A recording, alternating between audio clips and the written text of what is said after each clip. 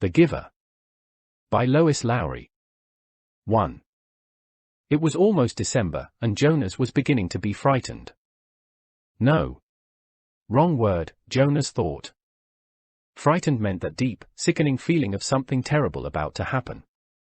Frightened was the way he had felt a year ago when an unidentified aircraft had overflown the community twice. He had seen it both times. Squinting toward the sky, he had seen the sleek jet, almost a blur at its high speed, go past, and a second later heard the blast of sound that followed. Then one more time, a moment later, from the opposite direction, the same plane. At first, he had been only fascinated. He had never seen aircraft so close, for it was against the rules for pilots to fly over the community. Occasionally, when supplies were delivered by cargo planes to the landing field across the river, the children rode their bicycles to the riverbank and watched, intrigued, the unloading and then the takeoff directed to the west, always away from the community. But the aircraft a year ago had been different. It was not a squat, fat-bellied cargo plane but a needle-nosed single-pilot jet. Jonas, looking around anxiously, had seen others, adults as well as children, stop what they were doing and wait, confused, for an explanation of the frightening event. Then all of the citizens had been ordered to go into the nearest building and stay there.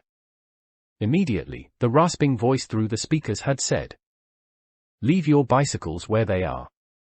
Instantly, obediently, Jonas had dropped his bike on its side on the path behind his family's dwelling. He had run indoors and stayed there, alone. His parents were both at work, and his little sister, Lily, was at the childcare center where she spent her after-school hours. Looking through the front window, he had seen no people, none of the busy afternoon crew of street cleaners, landscape workers, and food delivery people who usually populated the community at that time of day.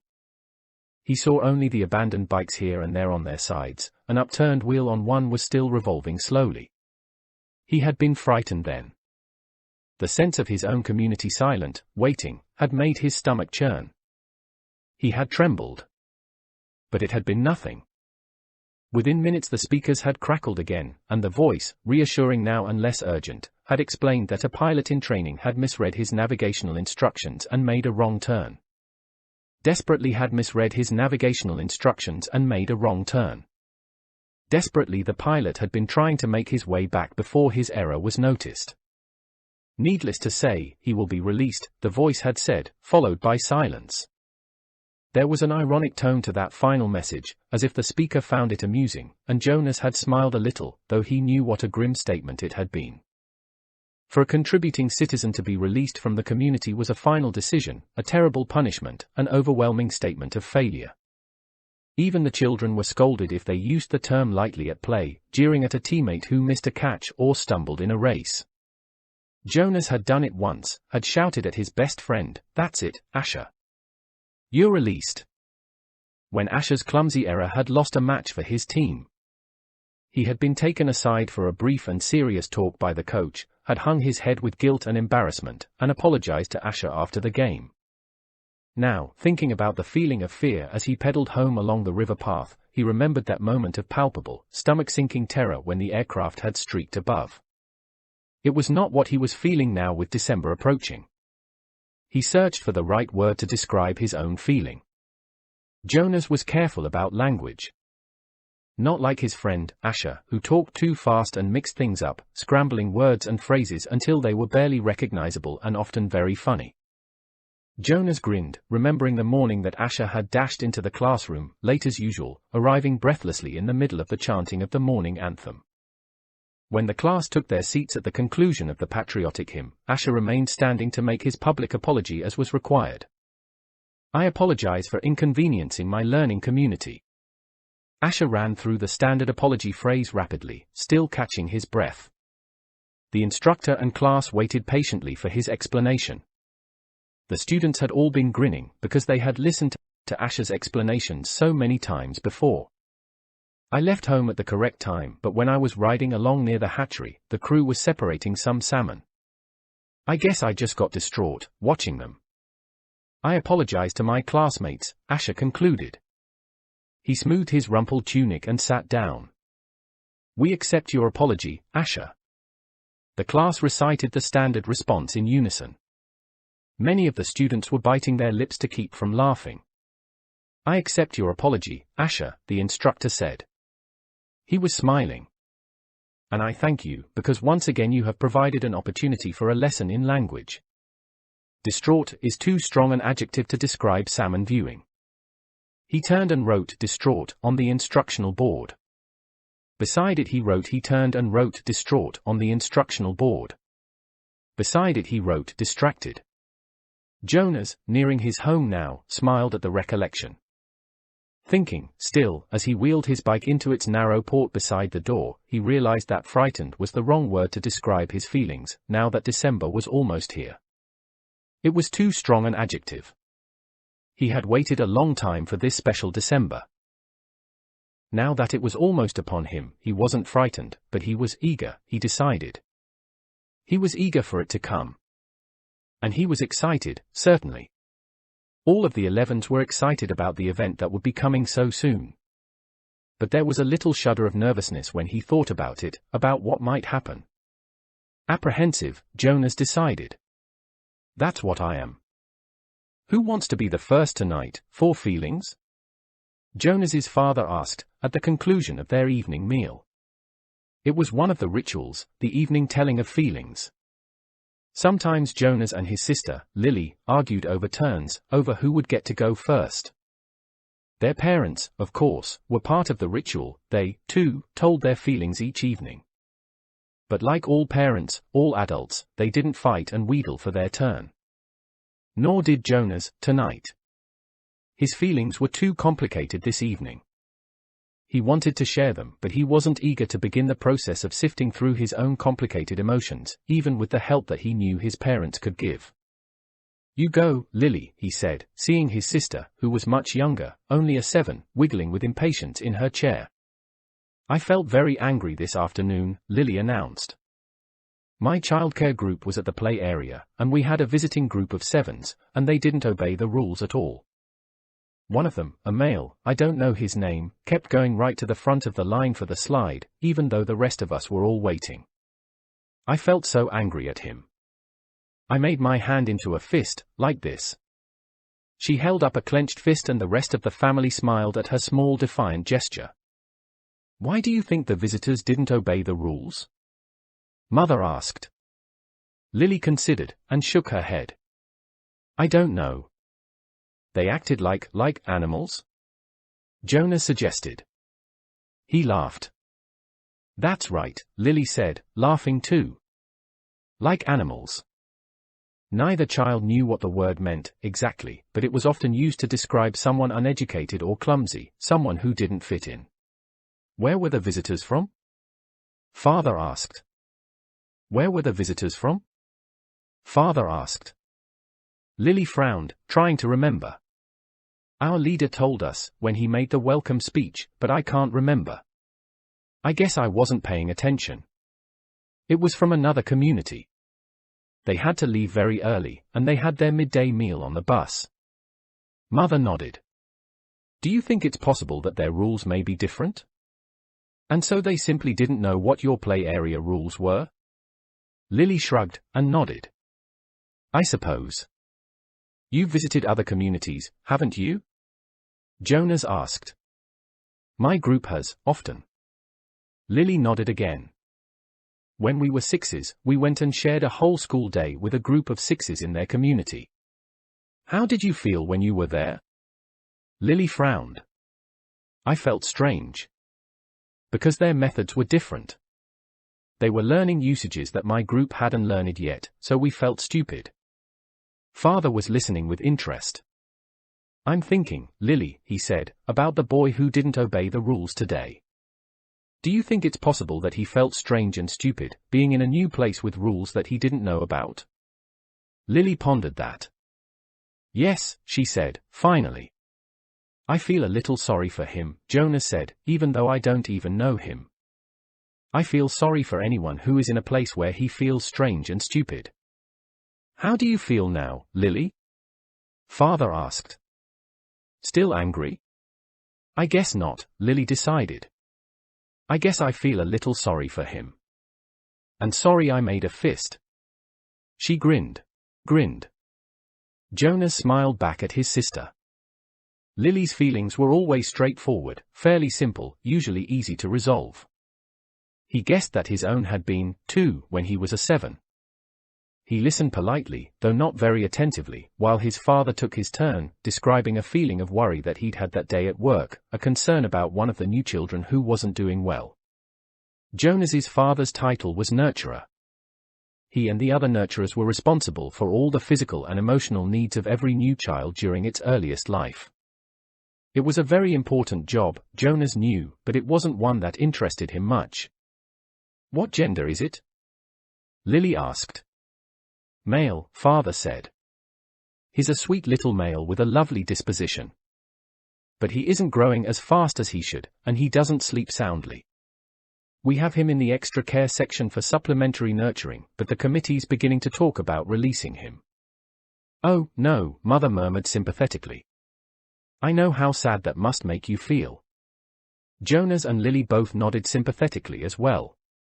Release of new children was always sad, because they hadn't had a chance to enjoy life within the community yet. And they hadn't done anything wrong. There were only 2 occasions of release which were not punishment. Release of the elderly, which was a time of celebration for a life well and fully lived, and release of a new child, which always brought a sense of what could we have done. This was especially troubling for the nurturers, like father, who felt they had failed somehow. But it happened very rarely. "Well," father said, "I'm going to keep trying. I may ask the committee for permission to bring him here at night, if you don't mind. You know what the night crew nurturers are like. I think this little guy needs something extra." "Of course," mother said, and Jonas and Lily nodded. They had heard father complain about the night crew before. It was a lesser job, night crew nurturing, assigned to those who lacked the interest or skills or insight for the more vital jobs of the daytime hours. Most of the people on the night crew had not even been given spouses because they lacked, somehow, the essential capacity to connect to others, which was required for the creation of a family unit. "Maybe we could even keep him," Lily suggested sweetly, trying to look innocent. The look was fake, Jonas knew, they all knew. "Lily," mother reminded her, smiling, "you know the rules. 2 children, 1 male, 1 female, to each family unit. It was written very clearly in the rules." Lily giggled. "Well," she said, "I thought maybe just this once." Next, mother, who held a prominent position at the Department of Justice, talked about her feelings. Today a repeat offender had been brought before her, someone who had broken the rules before. Someone who she hoped had been adequately and fairly punished, and who had been restored to his place, to his job, his home, his family unit. To see him brought before her a second time caused her overwhelming feelings of frustration and anger. And even guilt, that she hadn't made a difference in his life. "I feel frightened, too, for him," she confessed. "You know that there's no third chance. The rules say that if there's a third transgression, he simply has to be released." Jonas shivered. He knew it happened. There was even a boy in his group of 11s whose father had been released years before. No one ever mentioned it, the disgrace was unspeakable. It was hard to imagine. Lily stood up and went to her mother. She stroked her mother's arm. From his place at the table, father reached over and took her hand. Jonas from his place at the table, father reached over and took her hand. Jonas reached for the other. One by one, they comforted her. Soon she smiled, thanked them, and murmured that she felt soothed. The ritual continued. "Jonas?" Father asked. "Your last, tonight." Jonas sighed. This evening he almost would have preferred to keep his feelings hidden. But it was, of course, against the rules. "I'm feeling apprehensive," he confessed, glad that the appropriate descriptive word had finally come to him. "Why is that, son?" His father looked concerned. "I know there's really nothing to worry about," Jonas explained, "and that every adult has been through it. I know you have, father, and you too, mother. But it's the ceremony that I'm apprehensive about. It's almost December." Lily looked up, her eyes wide. "The ceremony of 12, she whispered in an awed voice. Even the smallest children, Lily's age and younger, knew that it lay in the future for each of them. "I'm glad you told us of your feelings," Father said.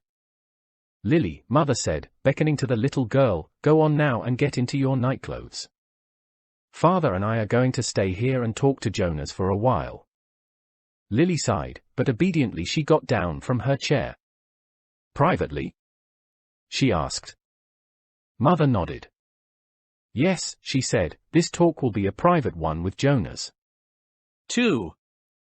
Jonas watched as his father poured a fresh cup of coffee. He waited. "You know," his father finally said, "every December was exciting to me when I was young. And it has been for you and Lily, too, I'm sure. Each December brings such changes." Jonas nodded. He could remember the Decembers back to when he had become, well, probably a 4. The earlier ones were lost to him. But he observed them each year, and he remembered Lily's earliest Decembers. He remembered when his family received Lily, the day she was named, the day that she had become a 1.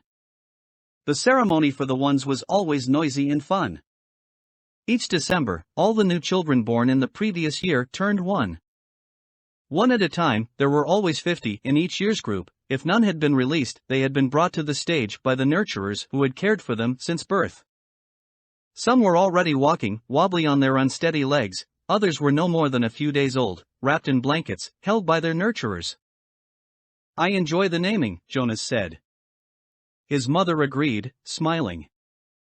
"The year we got Lily, we knew, of course, that we'd receive our female, because we'd made our application and been approved. But I'd been wondering what her name would be. I could have sneaked a look at the list prior to the ceremony," Father confided. "The committee always makes the list in advance, and it's right there in the office at the nurturing center. As a matter of fact," he went on, "I feel a little guilty about this. But I did go in this afternoon and look to see if this year's naming list had been made yet. It was right there in the office, and I looked up number 36, that's the little guy I've been concerned about because it occurred to me that it might enhance his nurturing if I could call him by a name. Just privately, of course, when no one else is around." "Did you find it?" Jonas asked. He was fascinated. It didn't seem a terribly important rule, but the fact that his father had broken a rule at all awed him. He glanced at his mother, the one responsible for adherence to the rules, and was relieved that she was smiling. His father nodded. "His name, if he makes it to the naming without being released, of course, is to be Gabriel. So I whisper that to him when I feed him every 4 hours, and during exercise and playtime. If no one can hear me. Every 4 hours, and during exercise and playtime. If no one can hear me. I call him Gabe, actually," he said, and grinned. Gabe. Jonas tried it out. A good name, he decided. Though Jonas had only become a 5 the year that they acquired Lily and learned her name, he remembered the excitement, the conversations at home, wondering about her, how she would look, who she would be, how she would fit into their established family unit. He remembered climbing the steps to the stage with his parents, his father by his side that year instead of with the nurturers, since it was the year that he would be given a new child of his own. He remembered his mother taking the new child, his sister, into her arms, while the document was read to the assembled family units.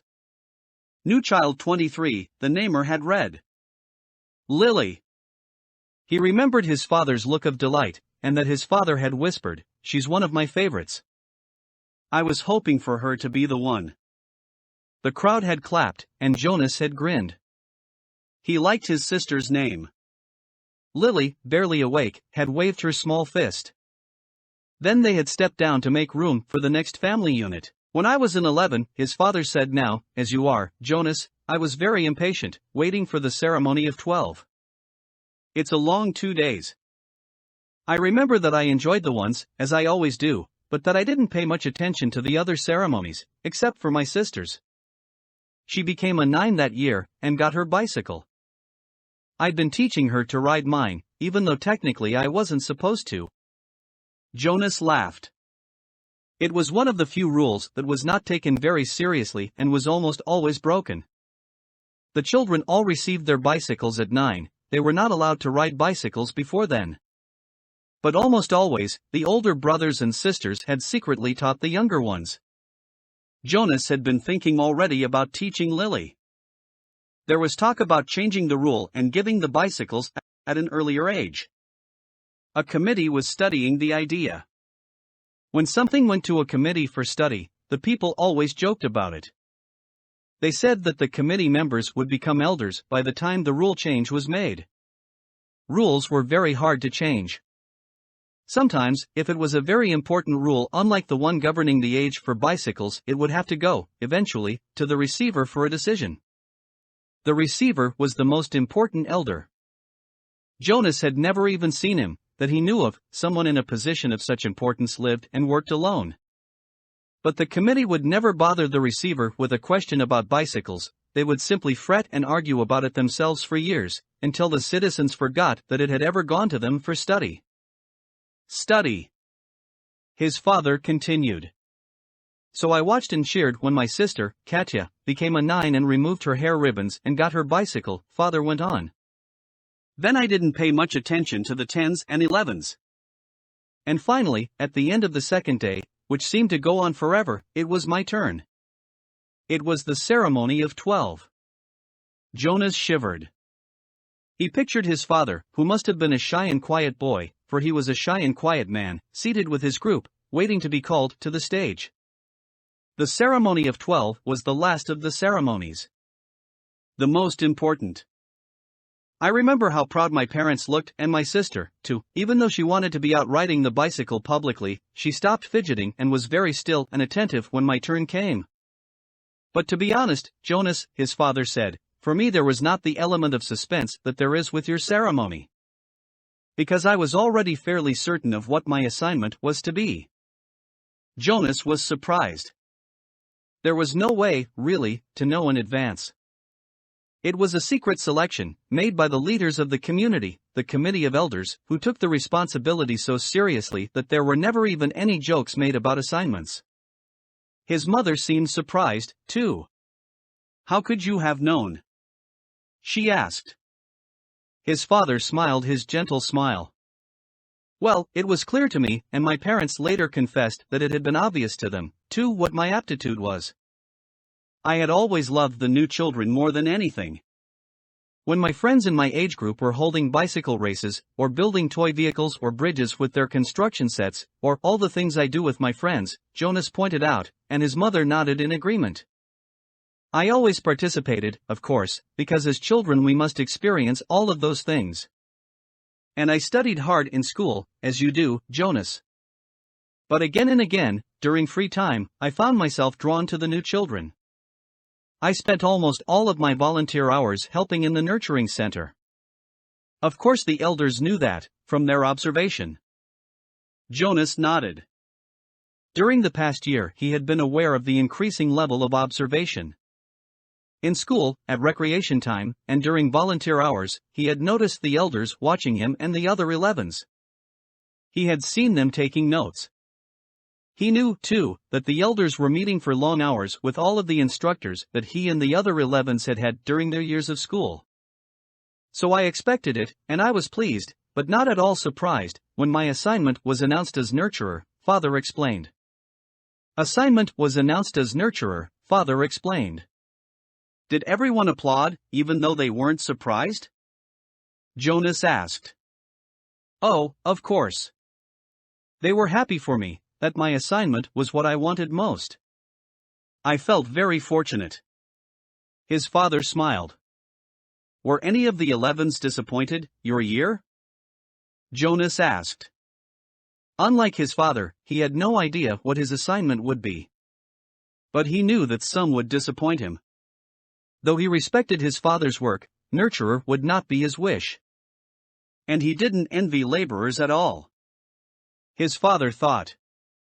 No, I don't think so. Of course the elders are so careful in their observations and selections. I think it's probably the most important job in our community, his mother commented. My friend Yoshiko was surprised by her selection as doctor, Father said, but she was thrilled. And let's see, there was Andre. I remember that when we were boys he never wanted to do physical things. He spent all the recreation time he could with his construction set, and his volunteer hours were always on building sites. The elders knew that, of course. Andrei was given the assignment of engineer and he was delighted. Andrei later designed the bridge that crosses the river to the west of town, Jonas's mother said. It wasn't there when we were children. There are very rarely disappointments, Jonas. I don't think you need to worry about that, his father reassured him. And if there are, you know there's an appeal process. But they all laughed at that. An appeal went to a committee for study. I worry a little about Asher's assignment, Jonas confessed. Asher's such fun. But he doesn't really have any serious interests. He makes a game out of everything. His father chuckled. You know, he said, I remember when Asher was a new child at the nurturing center, before he was named. He never cried. He giggled and laughed at everything. All of us on the staff enjoyed nurturing Asher. The elders know Asher, his mother said. They'll find exactly the right assignment for him. I don't think you need to worry about him. But, Jonas, let me warn you about something that may not have occurred to you. I know I didn't think about it until after my ceremony of 12. What's that? Well, it's the last of the ceremonies, as you know. After 12, age isn't important. Most of us even lose track of how old we are as time passes, though the information is in the Hall of Open Records, and we could go and look it up if we wanted to. What's important is the preparation for adult life, and the training we wanted to. What's important is the preparation for adult life, and the training you'll receive in your assignment. I know that, Jonas said. Everyone knows that. But it means, his mother went on, that you'll move into a new group. And each of your friends will. You'll no longer be spending your time with your group of 11s. After the ceremony of 12, you'll be with your assignment group, with those in training. No more volunteer hours.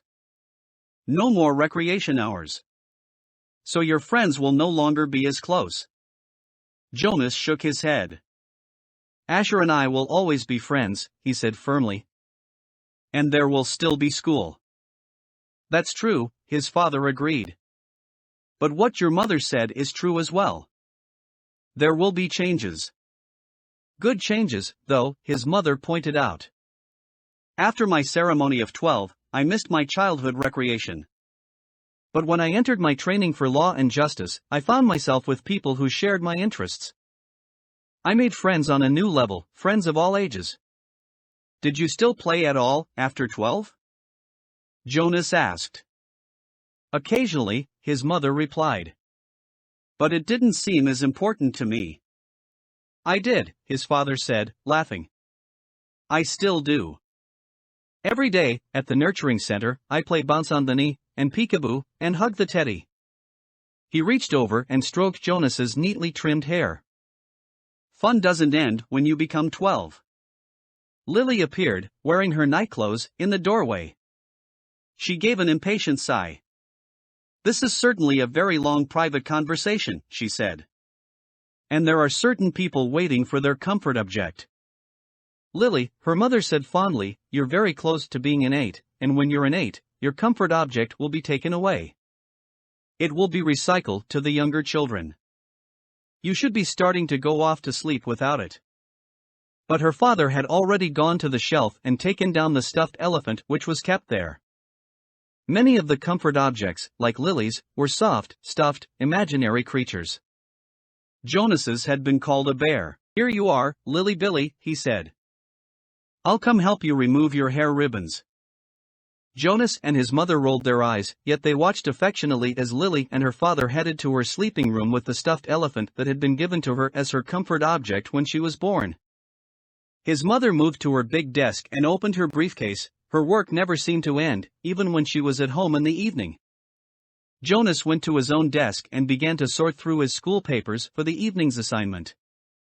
But his mind was still on December and the coming ceremony. December and the coming ceremony. Though he had been reassured by the talk with his parents, he hadn't the slightest idea what assignment the elders would be selecting for his future, or how he might feel about it when the day came. 3. Oh, look! Lily squealed in delight. Isn't he cute? Look how tiny he is. And he has funny eyes like yours, Jonas. Jonas glared at her. He didn't like it that she had mentioned his eyes. He waited for his father to chastise Lily. But father was busy unstrapping the carrying basket from the back of his bicycle. Jonas walked over to look. It was the first thing Jonas noticed as he looked at the new child peering up curiously from the basket. The pale eyes. Almost every citizen in the community had dark eyes. His parents did, and Lily did, and so did all of his group members and friends. But there were a few exceptions, Jonas himself, and a female 5 who he had noticed had the different, lighter eyes. No one mentioned such things. It was not a rule, but was considered rude to call attention to things that were unsettling or different about individuals. Lily, he decided, would have to learn that soon, or she would be called in for chastisement because of her insensitive chatter.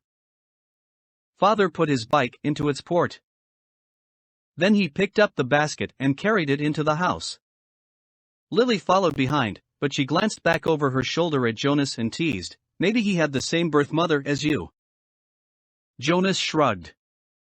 He followed them inside. But he had been startled by the new child's eyes. Mirrors were rare in the community. They weren't forbidden, but there was no real need of them, and Jonas had simply never bothered to look at himself very often, even when he found himself in a location where a mirror existed. Now, seeing the new child and its expression, he was reminded that the light eyes were not only a rarity but gave the one who had them a certain look. What was it? Depth, he decided, as if one were looking into the clear water of the river, down to the bottom, where things might lurk which hadn't been discovered yet. He felt self-conscious, realizing that he, too, had that look. He went to his desk, pretending not to be interested in the new child. On the other side of the room, Mother and Lily were bending over to watch as father unwrapped its blanket. "What's his comfort object called?" Lily asked, picking up the stuffed creature which had been placed beside the new child in his basket. Father glanced at it. "Hippo," he said. Lily giggled at the strange word. "Hippo," she repeated, and put the comfort object down again. She peered at the unwrapped new child, who waved his arms. "I think new children are so cute," Lily sighed. "I hope I get assigned to be a birth mother." "Lily!" Mother spoke very sharply. "Don't say that. There's very little honor in that assignment." "But I was talking to Natasha. You know the 10 who lives around the corner? She does some of her volunteer hours at the birthing center. And she told me that the birth mothers get wonderful food, and they have very gentle exercise periods, and most of the time they just play games and amuse themselves while they're waiting." "I think I'd like that," Lily said petulantly. 3 years, Mother told her firmly.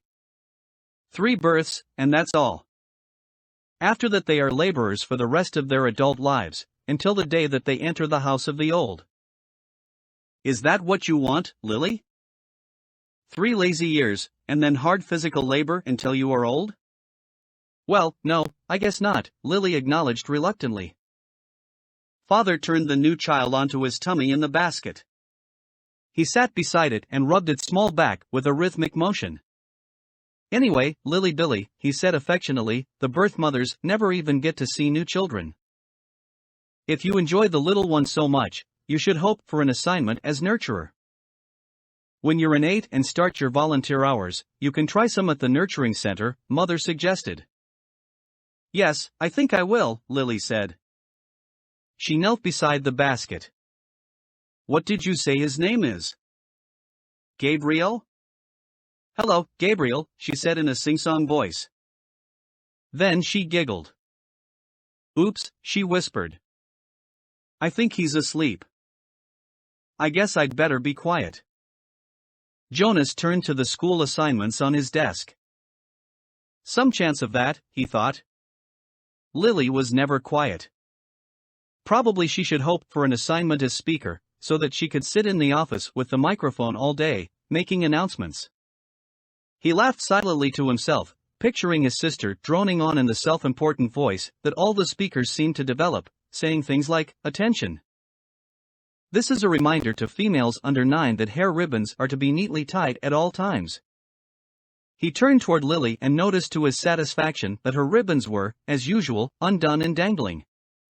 There would be an announcement like that quite soon, he felt certain, and it would be directed mainly at Lily, though her name, of course, would not be mentioned. Everyone would know. Everyone had known, he remembered with humiliation, that the announcement "Attention. This is a reminder to male 11s that objects are not to be removed from the recreation area and that snacks are to be eaten, not hoarded had been specifically directed at him, the day last month that he had taken an apple home. No one had mentioned it, not even his parents, because the public announcement had been sufficient to produce the appropriate remorse.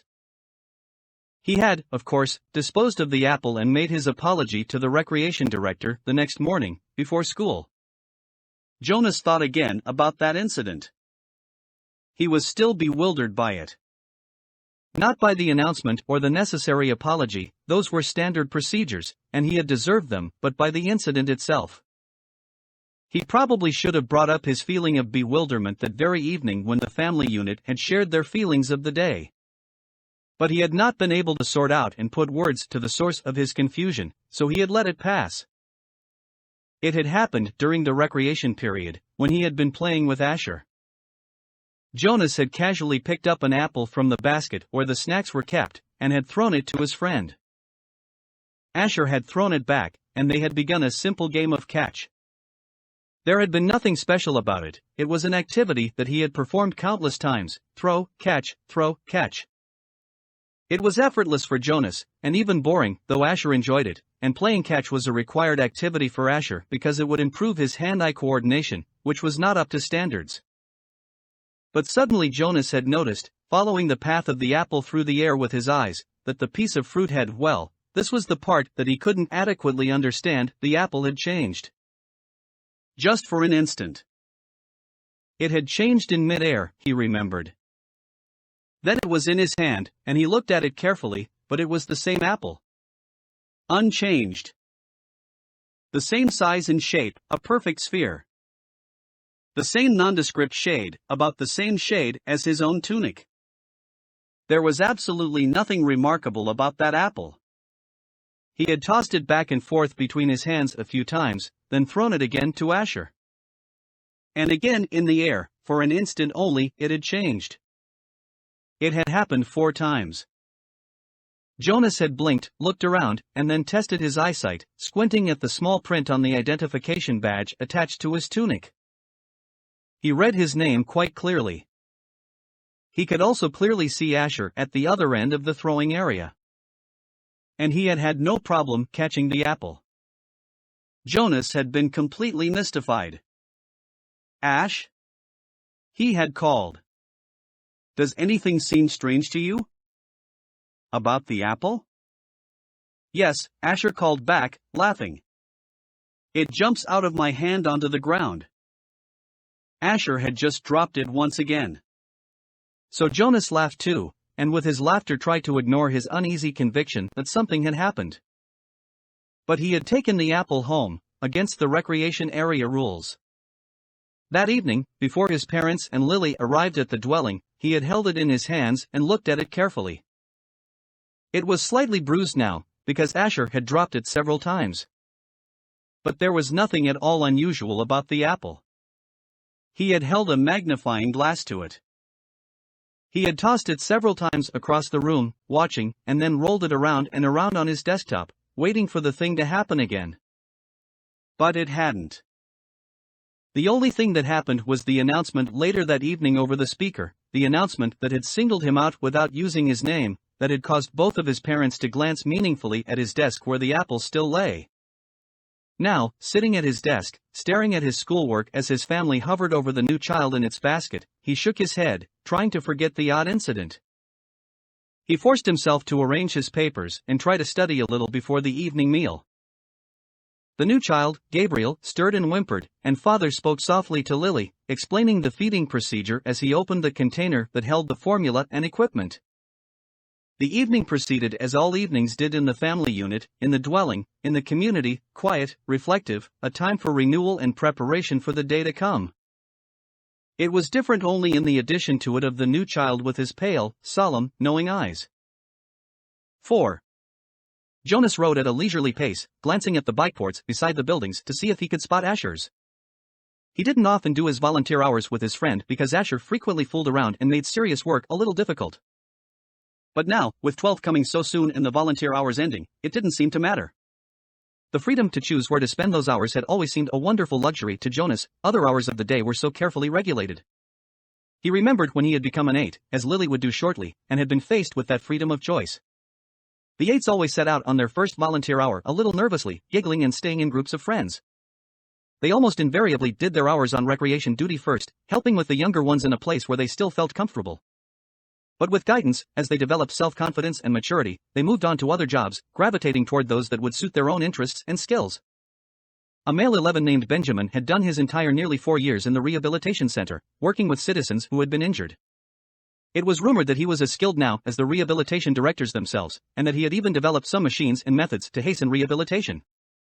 There was no doubt that Benjamin would receive his assignment to that field and would probably be permitted to bypass most of the training. Jonas was impressed by the things Benjamin had achieved. He knew him, of course, since they had always been groupmates, but they had never talked about the boy's accomplishments because such a conversation would have been awkward for Benjamin. There was never any comfortable way to mention or discuss one's successes without breaking the rule against bragging, even if one didn't mean to. It was a minor rule, rather like rudeness, punishable only by gentle chastisement. But still, better to steer clear of an occasion governed by a rule which would be so easy to break. The area of dwellings behind him, Jonas rode past the community structures, hoping to spot Asher's bicycle parked beside one of the small factories or office buildings. He passed the childcare center where Lily stayed after school, and the play areas surrounding it. He rode through the central plaza and the large auditorium where public meetings were held. Jonas slowed and looked at the name tags on the bicycles lined up outside the nurturing center. Then he checked those outside food distribution, it was nurturing center. Then he checked those outside food distribution, it was always fun to help with the deliveries, and he hoped he would find his friend there so that they could go together on the daily rounds, carrying the cartons of supplies into the dwellings of the community. But he finally found Asher's bicycle leaning, as usual, instead of upright in its port, as it should have been at the house of the old. There was only one other child's bicycle there, that of a female 11 named Fiona. Jonas liked Fiona. She was a good student, quiet and polite, but she had a sense of fun as well, and it didn't surprise him that she was working with Asher today. He parked his bicycle neatly in the port beside theirs and entered the building. "Hello, Jonas," the attendant at the front desk said. She handed him the sign-up sheet and stamped her own official seal beside his signature. All of his volunteer hours would be carefully tabulated at the Hall of Open Records. Once, long ago, it was whispered among the children, and 11 had arrived at the ceremony of 12 only to hear a public announcement that he had not completed the required number of volunteer hours and would not, therefore, be given his assignment. He had been permitted an additional month in which to complete the hours, and then given his assignment privately, with no applause, no celebration, a disgrace that had clouded his entire future. "It's good to have some volunteers here today," the attendant told him. "We celebrated a release this morning, and that always throws the schedule off a little, so things get backed up." She looked at a printed sheet. "Let's see. Asher and Fiona are helping in the bathing room. Why don't you join them there? You know where it is, don't you?" Jonas nodded, thanked her, and walked down the long hallway.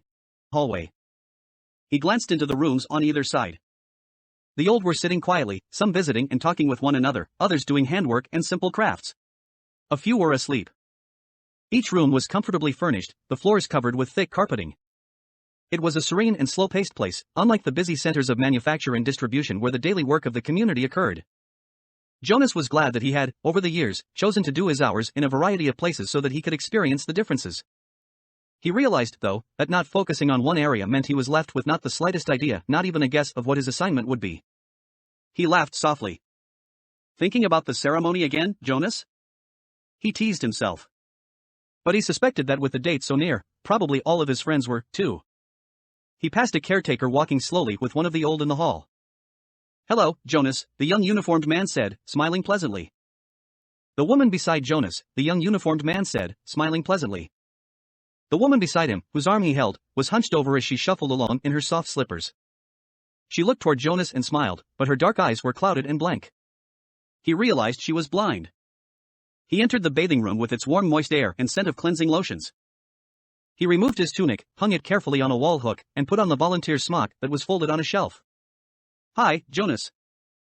Asher called from the corner where he was kneeling beside a tub. Jonas saw Fiona nearby, at a different tub. She looked up and smiled at him, but she was busy, gently washing a man who lay in the warm water. Jonas greeted them and the caretaking attendants at work nearby. Then he went to the row of padded lounging chairs where others of the old were waiting. He had worked here before, he knew what to do. "Your turn, Larissa," he said, reading the name tag on the woman's robe. "I'll just start the water and then help you up." He pressed the button on a nearby empty tub and watched as the warm water flowed in through the many small openings on the sides. The tub would be filled in a minute and the water flow would stop automatically. He helped the woman from the chair, led her to the tub, removed her robe, and steadied her with his hand on her arm as she stepped in and lowered herself. She leaned back and sighed with pleasure, her head on a soft cushioned headrest. "Comfortable?" he asked, and she nodded, her eyes closed. Jonas squeezed cleansing lotion onto the clean sponge at the edge of the tub and began to wash her frail body. Last night he had watched as his father bathed the new child. This was much the same, the fragile skin, the soothing water, the gentle motion of his hand, slippery with soap. The relaxed, peaceful smile on the woman's face reminded him of Gabriel being bathed. And the nakedness, too. It was against the rules for children or adults to look at another's nakedness, but the rule did not apply to new children or the old. Jonas was glad. It was a nuisance to keep oneself covered while changing for games, and the required apology if one had by mistake glimpsed another's body was always awkward. He couldn't see why it was necessary. He liked the feeling of safety here in this warm and quiet room, he liked the expression of trust on the woman's face as she lay in the water unprotected, exposed, and free. From the corner of his eye he could see his friend Fiona help the old man from the tub and tenderly pat his thin, naked body dry with an absorbent cloth. She helped him into his robe. Jonas thought Larissa had drifted into sleep, as the old often did, and he was careful to keep his motions steady and gentle so he wouldn't wake her. He was surprised when she spoke, her eyes still closed. "This morning we celebrated the release of Roberto," she told him. "It was wonderful." "I knew Roberto," Jonas said. "I helped with his feeding the last time I was here, just a few weeks ago. He was a very interesting man." Larissa opened her eyes happily. "They told his whole life before they released him," she said. "They always do. But to be honest," she whispered with a mischievous look, "some of the tellings are a little boring. I've even seen some of the old fall asleep during tellings when they released Edna recently." "Did you know Edna?" Jonas shook his head. He couldn't recall anyone named Edna.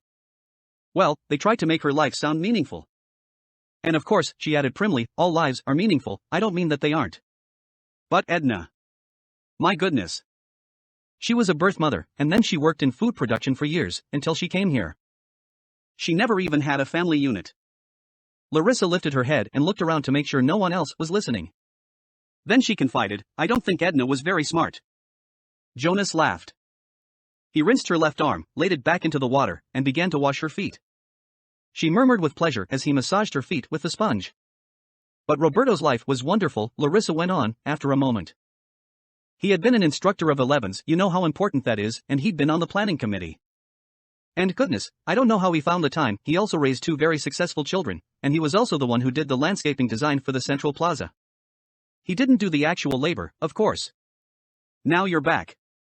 Lean forward and I'll help you sit up." Jonas put his arm around her and supported her as she sat. He squeezed the sponge against her back and began to rub her sharp-boned shoulders. "Tell me about the celebration." "Well, there was the telling of his life. That is always first. Then the toast. We all raised our glasses and cheered. We chanted the anthem. He made a lovely goodbye speech. And several of us made little speeches wishing him well.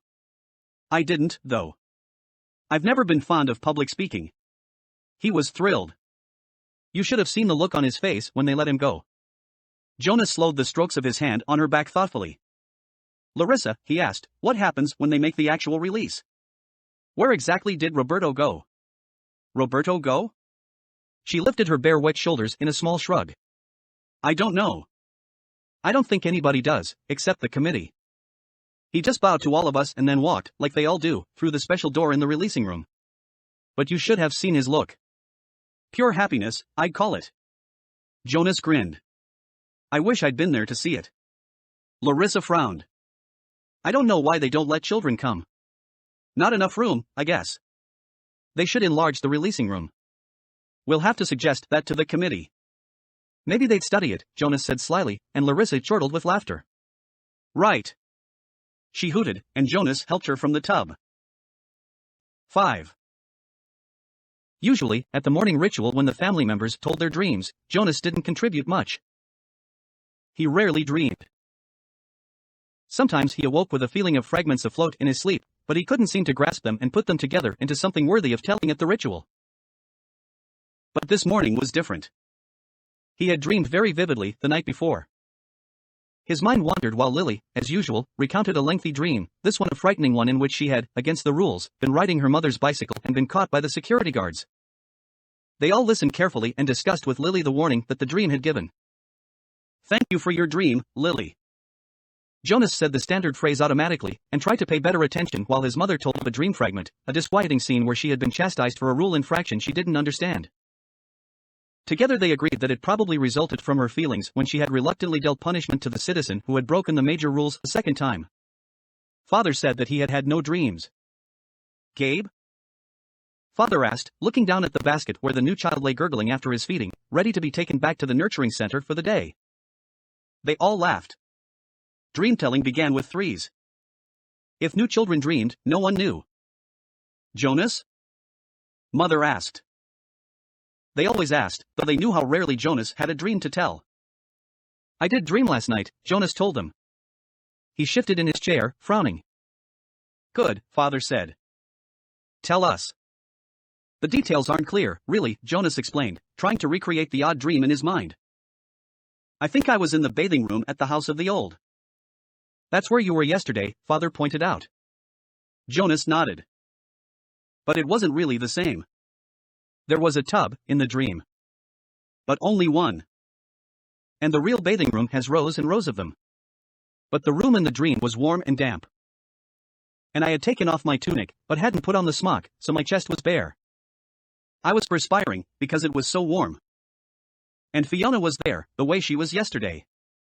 Asher, too? Mother asked. Jonas shook his head. No. It was only me and Fiona, alone in the room, standing beside the tub. She was laughing. But I wasn't. I was almost a little angry at her, in the dream, because she wasn't taking me seriously. Seriously about what? Lily asked. Jonas looked at his plate.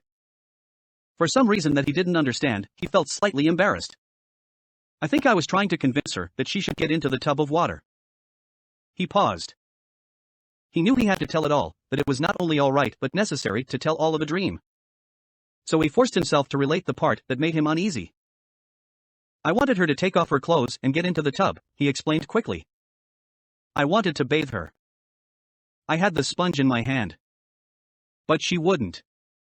She kept laughing and saying no. He looked up at his parents. That's all, he said. Can you describe the strongest feeling in your dream, son? Father asked. Jonas thought about it. The details were murky and vague. But the feelings were clear, and flooded him again now as he thought. The wanting, he said. I knew that she wouldn't. And I think I knew that she shouldn't. But I wanted it so terribly. I could feel the wanting all through me. Thank you for your dream, Jonas, Mother said after a moment. She glanced at Father. Lily, Father said, it's time to leave for school. Would you walk beside me this morning and keep an eye on the new child's basket? We want to be certain he doesn't wiggle himself loose. Jonas began to rise to collect his school books. He thought it surprising that they hadn't talked about his dream at length before the thank you. Perhaps they found it as confusing as he had. Wait, Jonas, Mother said gently.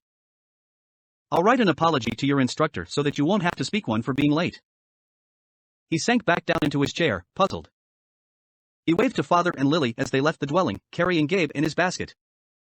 He watched while Mother tidied the remains of the morning meal and placed the tray by the front door for the collection crew. Finally she sat down beside him at the table. Jonas, she said with a smile, the feeling you described as the wanting? It was your first stirrings. Father and I have been expecting it to happen to you. It happens to everyone. It happened to Father when he was your age. And it happened to me. It will happen someday to Lily. And very often, Mother added, it begins with a dream. And very often, Mother added, it begins with a dream. Stirrings. He had heard the word before. He remembered that there was a reference to the stirrings in the Book of Rules, though he didn't remember what it said. And now and then the speaker mentioned it. Attention. A reminder that stirrings must be reported in order for treatment to take place. He had always ignored that announcement because he didn't understand it and it had never seemed to apply to him in any way. He ignored, as most citizens did, many of the commands and reminders read by the speaker. Do I have to report it? He asked his mother. She laughed. You did, in the dream telling. That's enough. But what about the treatment? The speaker says that treatment must take place. Jonas felt miserable. Just when the ceremony was about to happen, his ceremony of 12, would he have to go away someplace for treatment? Just because of a stupid dream? But his mother laughed again in a reassuring, affectionate way. No, no, she said. It's just the pills. You're ready for the pills, that's all. That's the treatment for stirrings. Jonas brightened. He knew about the pills. His parents both took them each morning. And some of his friends did, he knew. Once he had been heading off to school with Asher, both of them on their bikes, when Asher's father had called from their dwelling doorway, "You forgot your pill, Asher." Asher had groaned good-naturedly, turned his bike, and ridden back while Jonas waited. It was the sort of thing one didn't ask a friend about because it might have fallen into that uncomfortable category of being different. Asher took a pill each morning, Jonas did not. Always better, less rude, to talk about things that were the same. Now he swallowed the small pill that his mother handed him. That's all? He asked. That's all, she replied, returning the bottle to the cupboard. But you mustn't forget. I'll remind you for the first weeks, but then you must do it on your own. If you forget, the stirrings will come back. The dreams of stirrings will come back. Sometimes the dosage must be adjusted. Asher takes them, Jonas confided. His mother nodded, unsurprised. Many of your groupmates probably do. The males, at least. And they all will, soon. Females too. How long will I have to take them? Until you enter the house of the old, she explained. All of your adult life. But it becomes routine, after a while you won't even pay much attention to it. She looked at her watch. If you leave right now, you won't even be late for school. Hurry along. School. Hurry along. And thank you again, Jonas, she added, as he went to the door, for your dream. Pedaling rapidly down the path, Jonas felt oddly proud to have joined those who took the pills. For a moment, though, he remembered the dream again. The dream had felt pleasurable. Though the feelings were confused, he thought that he had liked the feelings that his mother had called stirrings. He remembered that upon waking, he had wanted to feel the stirrings again. Then, in the same way that his own dwelling slipped away behind him as he rounded a corner on his bicycle, the dream slipped away from his thoughts. Very briefly, a little guiltily, he tried to grasp it back. But the feelings had disappeared. The stirrings were gone. 6. Lily, please hold still, Mother said again. Lily, standing in front of her, fidgeted impatiently. I can tie them myself, she complained. I always have. I know that, Mother replied, straightening the hair ribbons on the little girl's braids. But I also know that they constantly come loose and more often than not, they're dangling down your back by afternoon. Today, at least, we want them to be neatly tied and to stay neatly tied. I don't like hair ribbons. I'm glad I only have to wear them one more year, Lily said irritably. Next year I get my bicycle, too, she added more cheerfully. There are good things each year, Jonas reminded her. This year you get to start your volunteer hours. And remember last year, when you became a 7, you were so happy to get your front button jacket? The little girl nodded and looked down at herself, at the jacket with its row of large buttons that designated her as a 7. 4s, 5s, and 6s all wore jackets that fastened down the back so that they would have to help each other dress and would learn interdependence. The front button jacket was the first sign of independence, the first very visible symbol of growing up. The bicycle, at 9, would be the powerful emblem of moving gradually out into the community, away from the protective family unit. Lily grinned and wriggled away from her mother. And this year you get your assignment, she said to Jonas in an excited voice. I hope you get pilot. And that you take me flying. Sure I will, said Jonas. And I'll get a special little parachute that just fits you, and I'll take you up to, oh, maybe 20,000 feet, and open the door, and Jonas, Mother warned. I was only joking, Jonas groaned. I don't want pilot, anyway. If I get pilot I'll put in an appeal. Come on, Mother said. She gave Lily's ribbons a final tug. Jonas? Are you ready? Did you take your pill? I want to get a good seat in the auditorium. She prodded Lily to the front door and Jonas followed. It was a short ride to the auditorium, Lily waving to her friends from her seat on the back of Mother's bicycle. Jonas stowed his bicycle beside Mother's and made his way through the throng to find his group. The entire community attended the ceremony each year. For the parents, it meant 2 days holiday from work. They sat together in the huge hall. Children sat with their groups until they went, one by one, to the stage. Father, though, would not join Mother in the audience right away. For the earliest ceremony, the naming, the nurturers brought the new children to the stage. Jonas, from his place in the balcony with the 11s, searched the auditorium for a glimpse of Father. It wasn't at all hard to spot the nurturers section at the front. Coming from it were the wails and howls of the new children who sat squirming on the nurturers' laps. At every other public ceremony, the audience was silent and attentive. But once a year, they all smiled indulgently at the commotion from the little ones waiting to receive their names and families. Jonas finally caught his father's eye and waved. Father grinned and waved back, then held up the hand of the new child on his lap, making it wave, too. It wasn't Gabriel.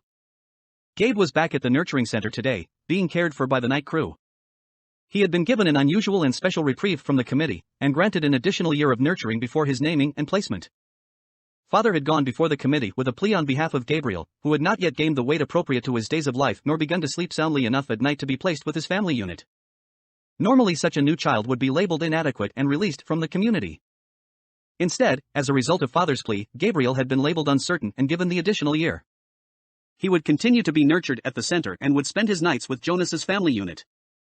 Each family member, including Lily, had been required to sign a pledge that they would not become attached to this little temporary guest, and that they would relinquish him without protest or appeal when he was assigned to his own family unit at next year's ceremony.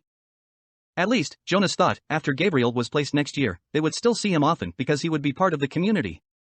If he were released, they would not see him again. Ever. Those who were released even as new children were sent elsewhere and never returned to the community. Father had not had to release a single new child this year, so Gabriel would have represented a real failure and sadness.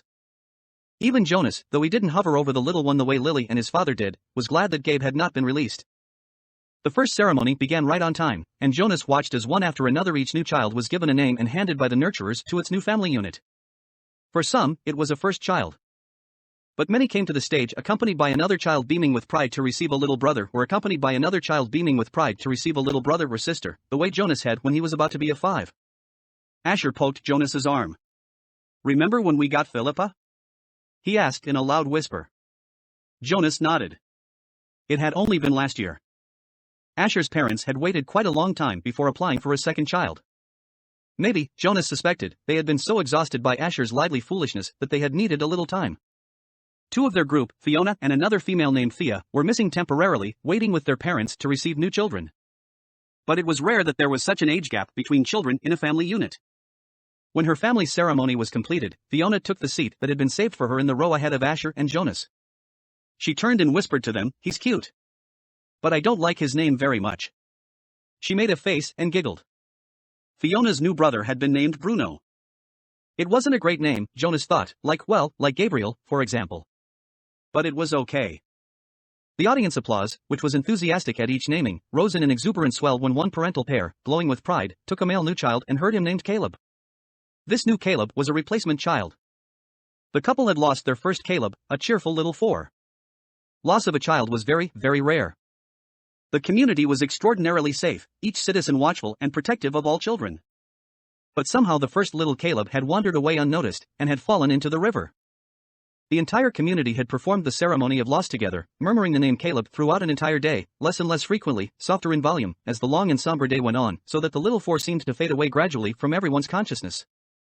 Now, at this special naming, the community performed the brief murmur of, 1, replacement ceremony, repeating the name for the first time since the loss, softly and slowly at first, then faster and with greater volume, as the couple stood on the stage with the new child sleeping in the mother's arms. It was as if the first Caleb were returning. Another new child was given the name Roberto, and Jonas remembered that Roberto the Old had been released only last week. But there was no murmur of, 1, replacement ceremony for the new little Roberto. Release was not the same as loss. He sat politely through the ceremonies of 2 and 3 and 4, increasingly bored as he was each year. Then a break for midday meal served outdoors and back again to the seats, for the 5s, 6s, 7s, and finally, last of the first day's ceremonies, the 8s. Jonas watched and cheered as Lily marched proudly to the stage, became an 8, and received the identifying jacket that she would wear this year, this one with smaller buttons and, for the first time, pockets, indicating that she was mature enough now to keep track of her own small belongings. She stood solemnly listening to the speech of firm instructions on the responsibilities of 8 and doing volunteer hours for the first time. But Jonas could see that Lily, though she seemed attentive, was looking longingly at the row of gleaming bicycles, which would be presented tomorrow morning to the 9s. Next year, Lily Billy, Jonas thought. It was an exhausting day, and even Gabriel, retrieved in his basket from the nurturing center, slept soundly that night. Finally it was the morning of the ceremony of 12. Now father sat beside mother in the audience. Jonas could see them applauding dutifully as the 9s, one by one, wheeled their new bicycles, each with its gleaming name tag attached to the back, from the stage. He knew that his parents cringed a little, as he did, when Fritz, who lived in the dwelling next door to theirs, received his bike and almost immediately bumped into the podium with it. Fritz was a very awkward child who had been summoned for chastisement again and again.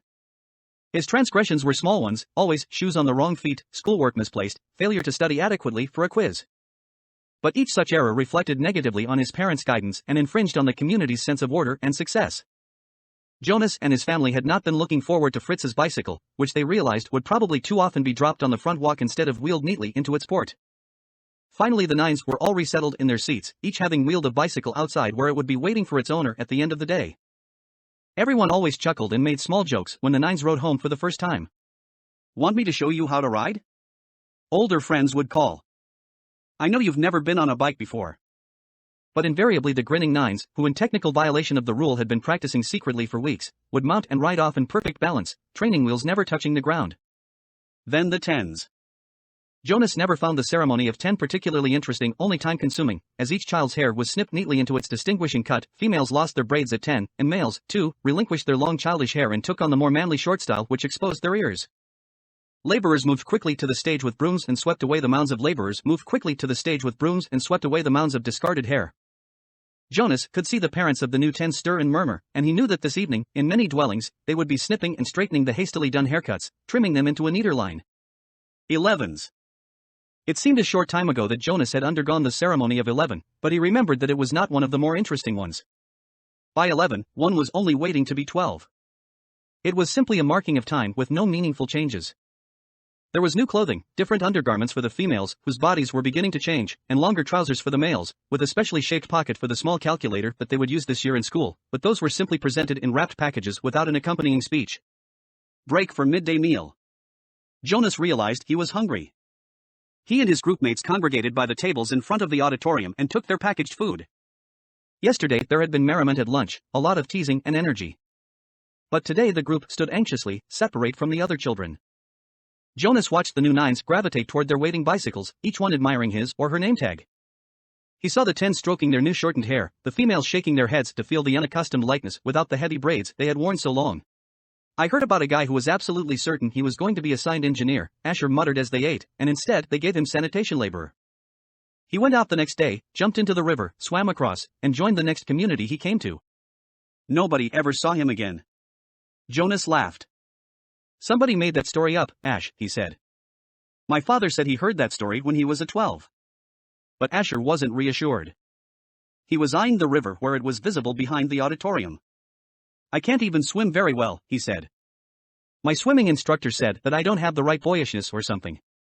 "Buoyancy," Jonas corrected him. "Whatever. I don't have it. I sink." "Anyway," Jonas pointed out, "have you ever once known of anyone, really known for sure, Asher, not just heard a story about it, who joined another community?" "No," Asher admitted reluctantly. "But you can. It says so in the rules. If you don't fit in, you can apply for elsewhere and be released. My mother says that once, about 10 years ago, someone applied and was gone the next day." Then he chuckled. "She told me that because I was driving her crazy. She threatened to apply for elsewhere. She was joking. I know. But it was true, what she said, that someone did that once. She said I know. But it was true, what she said, that someone did that once." She said that it was really true. Here today and gone tomorrow. Never seen again. Not even a ceremony of release. Jonas shrugged. It didn't worry him. How could someone not fit in? The community was so meticulously ordered, the choices so carefully made. Even the matching of spouses was given such weighty consideration that sometimes an adult who applied to receive a spouse waited months or even years before a match was approved and announced. All of the factors, disposition, energy level, intelligence, and interests had to correspond and to interact perfectly. Jonas's mother, for example, had higher intelligence than his father, but his father had a calmer disposition. They balanced each other. Their match, which like all matches had been monitored by the committee of elders for 3 years before they could apply for children, had always been a successful one. Like the matching of spouses and the naming and placement of new children, the assignments were scrupulously thought through by the committee of elders. He was certain that his assignment, whatever it was to be, and Asher's too, would be the right one for them. He only wished that the midday break would conclude, that the audience would re-enter the auditorium, and the suspense would end. As if in answer to his unspoken wish, the signal came and the crowd began to move toward the doors. 7. Now Jonas's group had taken a new place in the auditorium, trading with the new 11s, so that they sat in the very front, immediately before the stage. They were arranged by their original numbers, the numbers they had been given at birth. The numbers were rarely used after the naming. But each child knew his number, of course. Sometimes parents used them in irritation at a child's misbehavior, indicating that mischief made one unworthy of a name. Jonas always chuckled when he heard a parent, exasperated, call sharply to a whining toddler, "That's enough, 23." Jonas was 19. He had been the 19th new child born his year. It had meant that at his naming, he had been already standing and bright-eyed, soon to walk and talk. It had given him a slight advantage the first year or two, a little more maturity than many of his groupmates who had been born in the later months of that year. But it evened out, as it always did, by 3. After 3, the children progressed at much the same level, though by their first number one could always tell who was a few months older than others in his group. Technically, Jonas's full number was 1119, since there were other 19s, of course, in each age group. And today, now that the new 11s had been advanced this morning, there were 2 1119s. At the midday break he had exchanged smiles with the new one, a shy female named Harriet. But the duplication was only for these few hours. Very soon he would not be an 11 but a 12, and age would no longer matter. He would be an adult, like his parents, though a new one and untrained still. Asher was 4, and sat now on the row ahead of Jonas. He would receive his assignment 4th. Fiona, 18, was on his left, on his other side sat 20, a male named Pierre whom Jonas didn't like much. Pierre was very serious, not much fun, and a worrier and tattletale, too. "Have you checked the rules, Jonas?" Pierre was always whispering solemnly. "I'm not sure that's within the rules." Usually it was some foolish thing that no one cared about, opening his tunic if it was a day with a breeze, taking a brief try on a friend's bicycle, just to experience the different feel of it. The initial speech at the ceremony of 12 was made by the chief elder, the leader of the community who was elected every 10 years. The speech was much the same each year, recollection of the time of childhood and the period of much the same each year, recollection of the time of childhood and the period of preparation, the coming responsibilities of adult life, the profound importance of assignment, the seriousness of training to come. Then the chief elder moved ahead in her speech. "This is the time," she began, looking directly at them, "when we acknowledge differences. You 11s have spent all your years till now learning to fit in, to standardize your behavior, to curb any impulse that might set you apart from the group.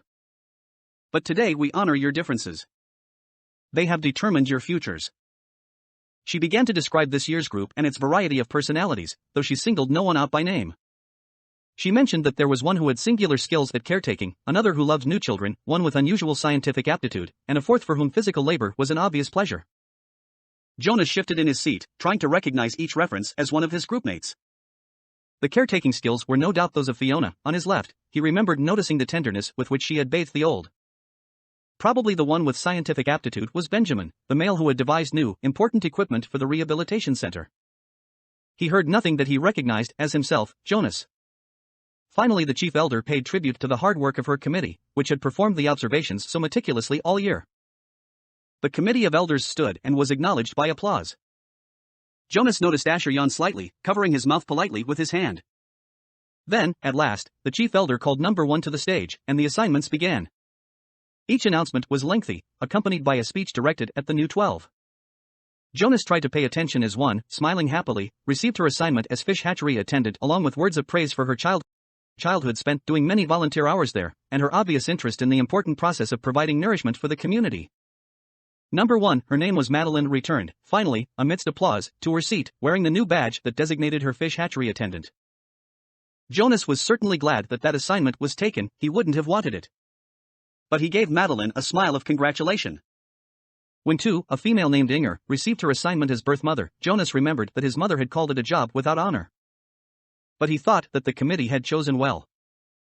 Inger was a nice girl, though somewhat lazy, and her body was strong. She would enjoy the 3 years of being pampered that would follow her brief training, she would give birth easily and well, and the task of laborer that would follow would use her strength, keep and well, and the task of laborer that would follow would use her strength, keep her healthy, and impose self-discipline. Inger was smiling when she resumed her seat. Birth mother was an important job, if lacking in prestige. Jonas noticed that Asher looked nervous. He kept turning his head and glancing back at Jonas until the group leader had to give him a silent chastisement, a motion to sit still and face forward. 3. Isaac was given an assignment as instructor of sixes, which obviously pleased him and was well deserved. Now there were 3 assignments gone, none of them ones that Jonas would have liked, not that he could have been a birth mother, anyway, he realized with amusement. He tried to sort through the list in his mind, the possible assignments that remained. But there were so many he gave it up, and anyway, now it was Asher's turn. He paid strict attention as his friend went to the stage and stood self-consciously beside the chief elder. All of us in the community know and enjoy Asher, the chief elder began. Asher grinned and scratched one leg with the other foot. The audience chuckled softly. When the committee began to consider Asher's assignment, she went on, there were some possibilities that were immediately discarded. Some that would clearly not have been right for Asher. For example, she said, smiling, we did not consider for an instant designating Asher an instructor of threes. The audience howled with laughter. Asher laughed, too, looking sheepish but pleased at the special attention. The instructors of threes were in charge of the acquisition of correct language. In fact, the chief elder continued, chuckling a little herself, we even gave a little thought to some retroactive chastisement for the one who had been Asher's instructor of threes so long ago. At the meeting where Asher was discussed, we retold many of the stories that we all remembered from his days of language acquisition. Especially, she said, chuckling, the difference between snack and smack. Remember, Asher? Asher nodded ruefully, and the audience laughed aloud. Jonas did, too. He remembered, though he had been only a 3 at the time himself. The punishment used for small children was a regulated system of smacks with the discipline wand, a thin, flexible weapon that stung painfully when it was wielded. The childcare specialists were trained very carefully in the discipline methods, a quick smack across the hands for a bit of minor misbehavior, 3 sharper smacks on the bare legs for a second offense. Poor Asher, who always talked too fast and mixed up words, even as a toddler. As a 3, eager for his juice and crackers at snack time, he one day toddler. As a 3, eager for his juice and crackers at snack time, he one day said smack instead of snack as he stood waiting in line for the morning treat. Jonas remembered it clearly. He could still see little Asher, wiggling with impatience in the line. He remembered the cheerful voice call out, I want my smack. The other 3s, including Jonas, had laughed nervously. Snack. They corrected. You meant snack, Asher. But the mistake had been made. And precision of language was one of the most important tasks of small children. Asher had asked for a smack. The discipline wand, in the hand of the childcare worker, whistled as it came down across Asher's hands. Asher whimpered, cringed, and corrected himself instantly. Snack, he whispered. But the next morning he had done it again. And again the following week. He couldn't seem to stop, though for each lapse the discipline wand came again, escalating to a series of painful lashes that left marks on Asher's legs. Eventually, for a period of time, Asher stopped talking altogether when he was a 3. For a while, the chief elder said, relating the story, we had a silent Asher. But he learned. She turned to him with a smile. When he began to talk again, it was with greater precision. And now his lapses are very few.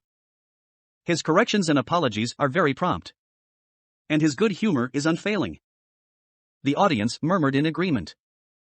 Asher's cheerful disposition was well known throughout the community. Asher. She lifted her voice to make the official announcement. We have given you the assignment of Assistant Director of Recreation. She clipped on his new badge as he stood beside her, beaming. Then he turned and left the stage as the audience cheered. When he had taken his seat again, the chief elder looked down at him and said the words that she had said now 4 times, and would say to each new 12. Somehow she gave it special meaning for each of them. Asher, she said, thank you for your childhood. The assignments continued, and Jonas watched and listened, relieved now by the wonderful assignment his best friend had been given. But he was more and more apprehensive as his own approached. Now the new 12s in the row ahead had all received their badges. They were fingering them as they sat, and Jonas knew that each one was thinking about the training that lay ahead.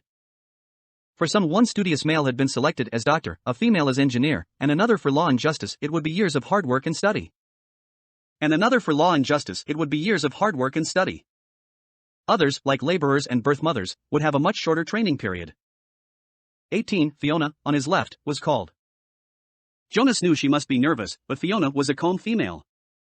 She had been sitting quietly, serenely, throughout the ceremony. Even the applause, though enthusiastic, seemed serene when Fiona was given the important assignment of caretaker of the old.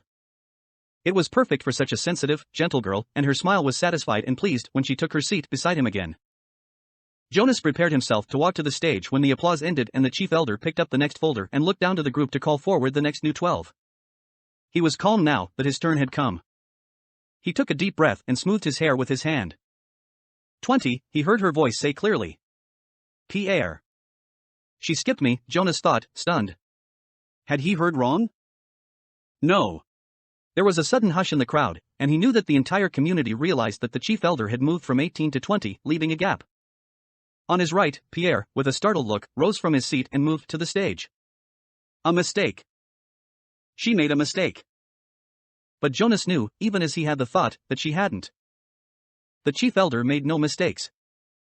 Not at the ceremony of 12. He felt dizzy, and couldn't focus his attention. He didn't hear what assignment Pierre received, and was only dimly aware of the applause as the boy returned, wearing his new badge. Then, 21. 22. The numbers continued in order. Jonas sat, dazed, as they moved into the 30s and then the 40s, nearing the end. Each time, at each announcement, his heart jumped for a moment, and he thought wild thoughts. Perhaps now she would call his name. Could he have forgotten his own number? No. He had always been 19. He was sitting in the seat marked 19. But she had skipped him. He saw the others in his group glance at him, embarrassed, and then avert their eyes quickly. He saw a worried look on the face of his group leader. He hunched his shoulders and tried to make himself smaller in the seat. He wanted to disappear, to fade away, not to exist. He didn't dare to turn and find his parents in the crowd. He couldn't bear to see their faces darkened with shame. Jonas bowed his head and searched through his mind. What had he done wrong? 8. The audience was clearly ill at ease. They applauded at the final assignment, but the applause was piecemeal, no longer a crescendo of united enthusiasm. There were murmurs of confusion. Jonas moved his hands together, clapping, but it was an automatic, meaningless gesture that he wasn't even aware of. His mind had shut out all of the earlier emotions, the anticipation, excitement, pride, and even the happy kinship with his friends. Now he felt only humiliation and terror. The chief elder waited until the uneasy applause subsided. Then she spoke again. I know, she said in her vibrant, gracious voice, that you are all concerned. That you feel I have made a mistake. She smiled. The community, relieved from its discomfort very slightly by her benign statement, seemed to breathe more easily. It was very silent. Jonas looked up. I have caused you anxiety, she said. I apologize to my community. Her voice flowed over the assembled crowd. We accept your apology, they all uttered together. Jonas, she said, looking down at him, I apologize to you in particular. I caused you anguish. I accept your apology, Jonas replied shakily. Please come to the stage now. Earlier that day, dressing in his own dwelling, he had practiced the kind of jaunty, self-assured walk that he hoped he could make to the stage when his turn came. All of that was forgotten now. He simply willed himself to stand, to move his feet that felt weighted and clumsy, to go forward, up the steps and across the platform until he stood at her side. Reassuringly she placed her arm across his tense shoulders. Jonas has not been assigned, she informed the crowd, and his heart sank. Then she went on.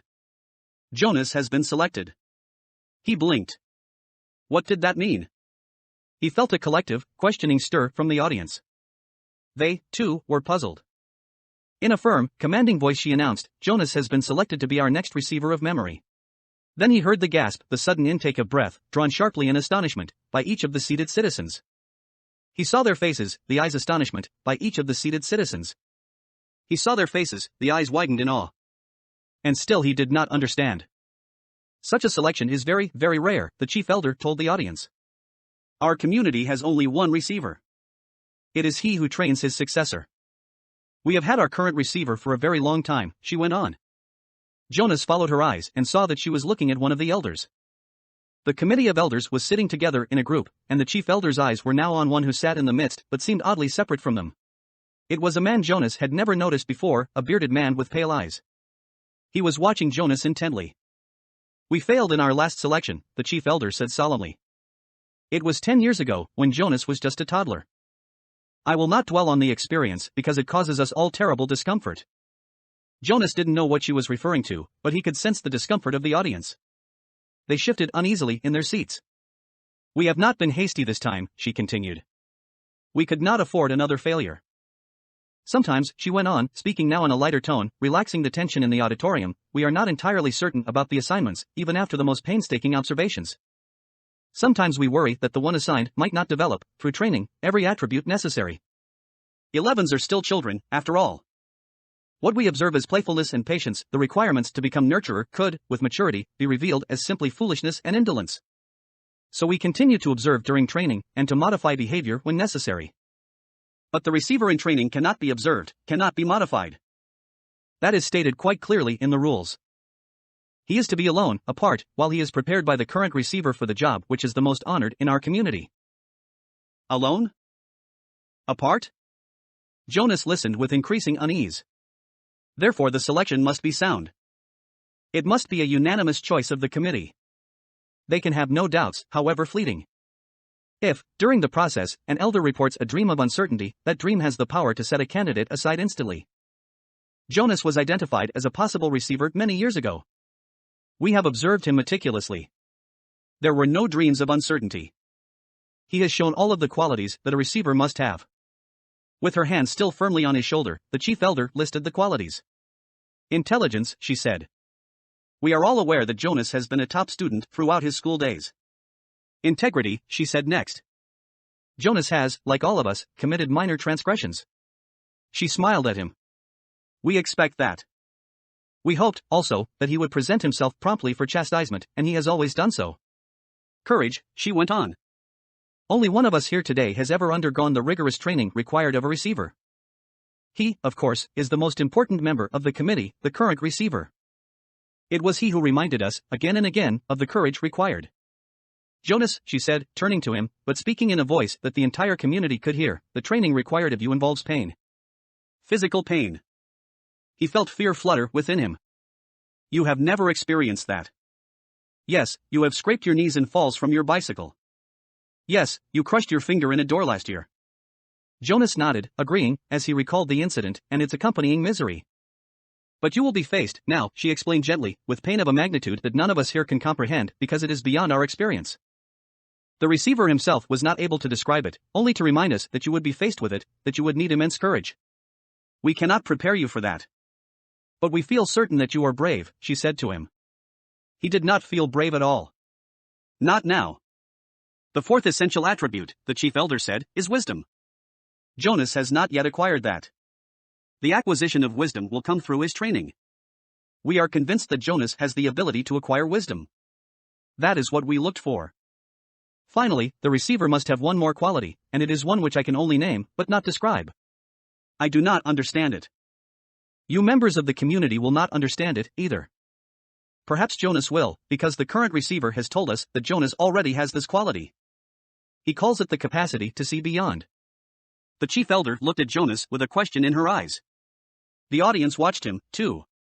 They were silent. For a moment he froze, consumed with despair. He didn't have it, though whatever she had said. He didn't know what it was. Now was the moment when he would have to confess, to say, no, I don't. I can't, and throw himself on their mercy, ask their forgiveness, to explain that he had been wrongly chosen, that he was not the right one at all. But when he looked out across the crowd, the sea of faces, the thing happened again. The thing that had happened with the apple. They changed. He blinked, and it was gone. His shoulders straightened slightly. Briefly he felt a tiny sliver of sureness for the first time. She was still watching him. They all were. I think it's true, he told the chief elder and the community. I don't understand it yet. I don't know what it is. But sometimes I see something. And maybe it's beyond. She took her arm from his shoulders. Jonas, she said, speaking not to him alone but to the entire community of which he was a part, you will be trained to be our next receiver of memory. We thank you for your childhood. Then she turned and left the stage, left him there alone, standing and facing the crowd, which began spontaneously the collective murmur of his name. Jonas. It was a whisper at first, hushed, barely audible. Jonas. Jonas. Then louder, faster. Jonas. Jonas. Jonas. With the chant, Jonas knew, the community was accepting him and his new role, giving him life, the way they had given it to the new child Caleb. His heart swelled with gratitude and pride.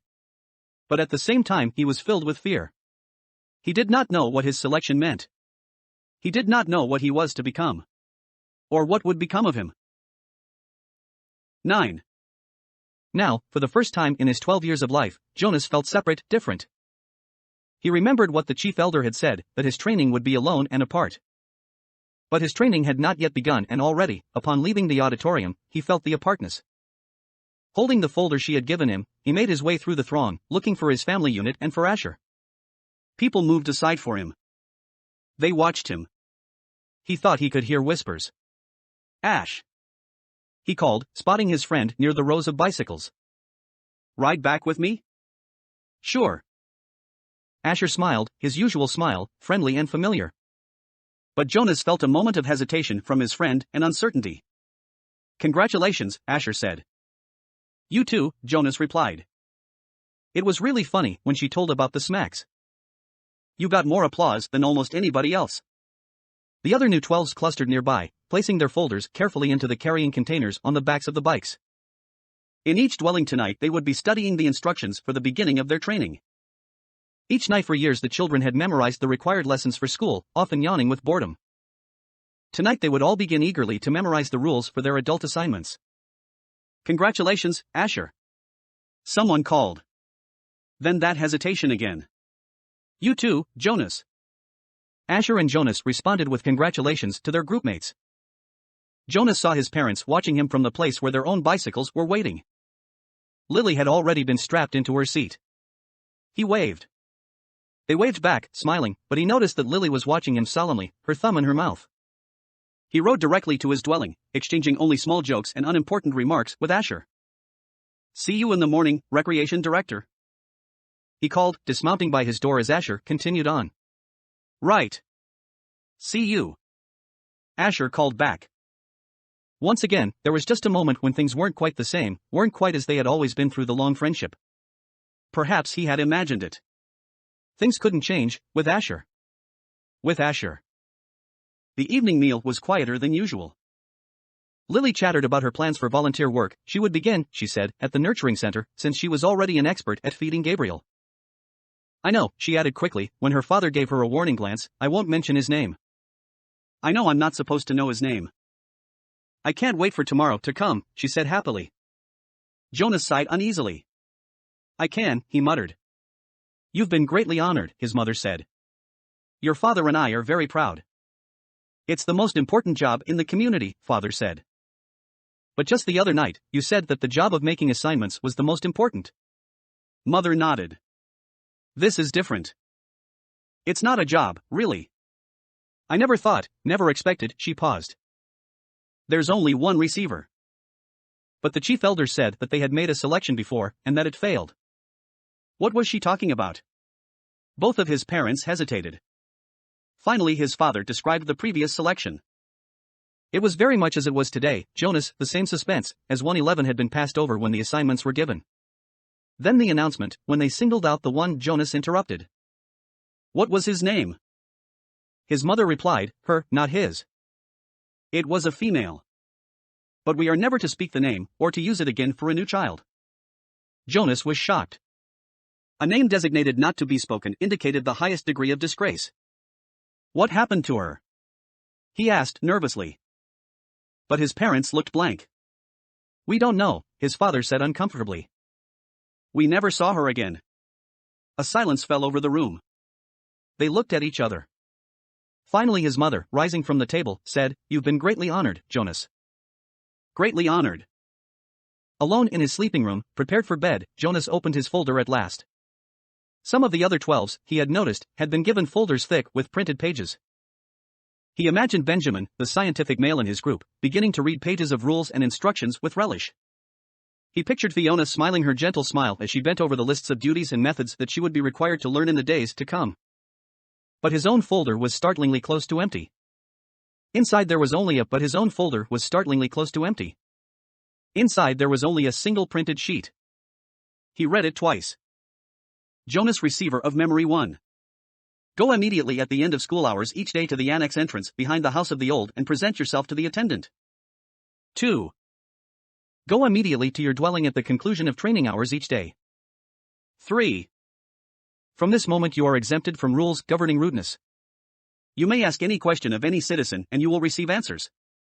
4. Do not discuss your training with any other member of the community, including parents and elders. 5. From this moment you are prohibited from dream-telling. 6. Except for illness or injury unrelated to your training, do not apply for any medication. 7. You are not permitted to apply for release. 8. You may lie. Jonas was stunned. What would happen to his friendships? His mindless hours playing ball or riding his bike along the river? Those had been happy and vital times for him. Were they to be completely taken from him, now? The simple logistic instructions, where to go, and when, were expected. Every 12 had to be told, of course, where and how and when to report for training. But he was a little dismayed that his schedule left no time, apparently, for recreation. The exemption from rudeness startled him. Reading it again, however, he realized that it didn't compel him to be rude, it simply allowed him the option. He was quite certain he would never take advantage of it. He was so completely, so thoroughly accustomed to courtesy within the community that the thought of asking another citizen an intimate question, of calling someone's attention to an area of awkwardness, was unnerving. The prohibition of dream-telling, he thought, would not be a real problem. He dreamed so rarely that the dream-telling did not come easily to him anyway, and he was glad to be excused from it.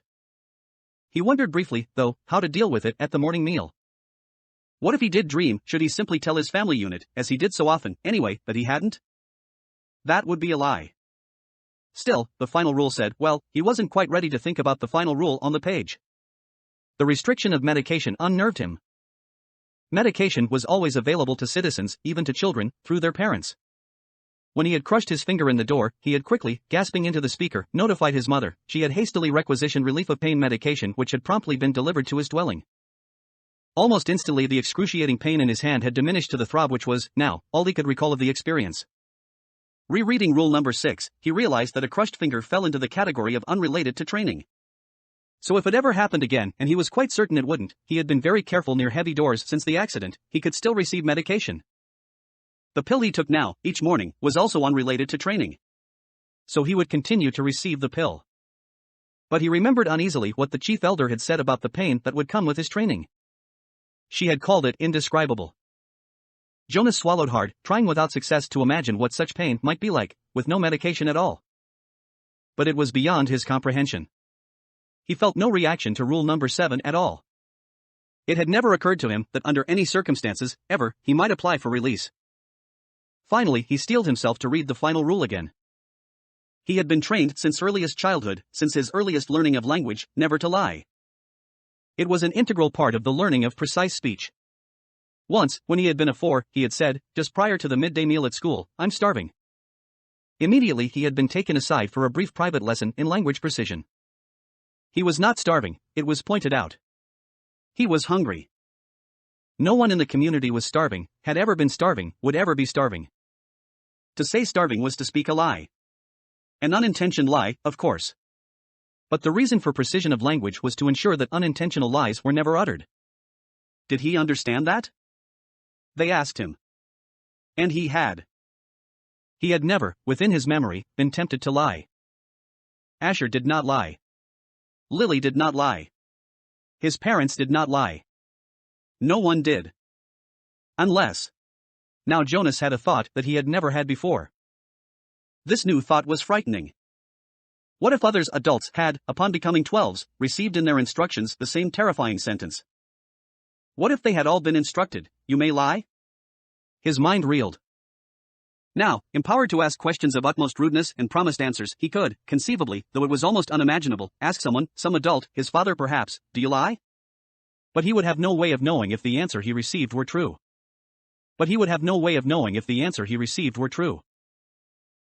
10.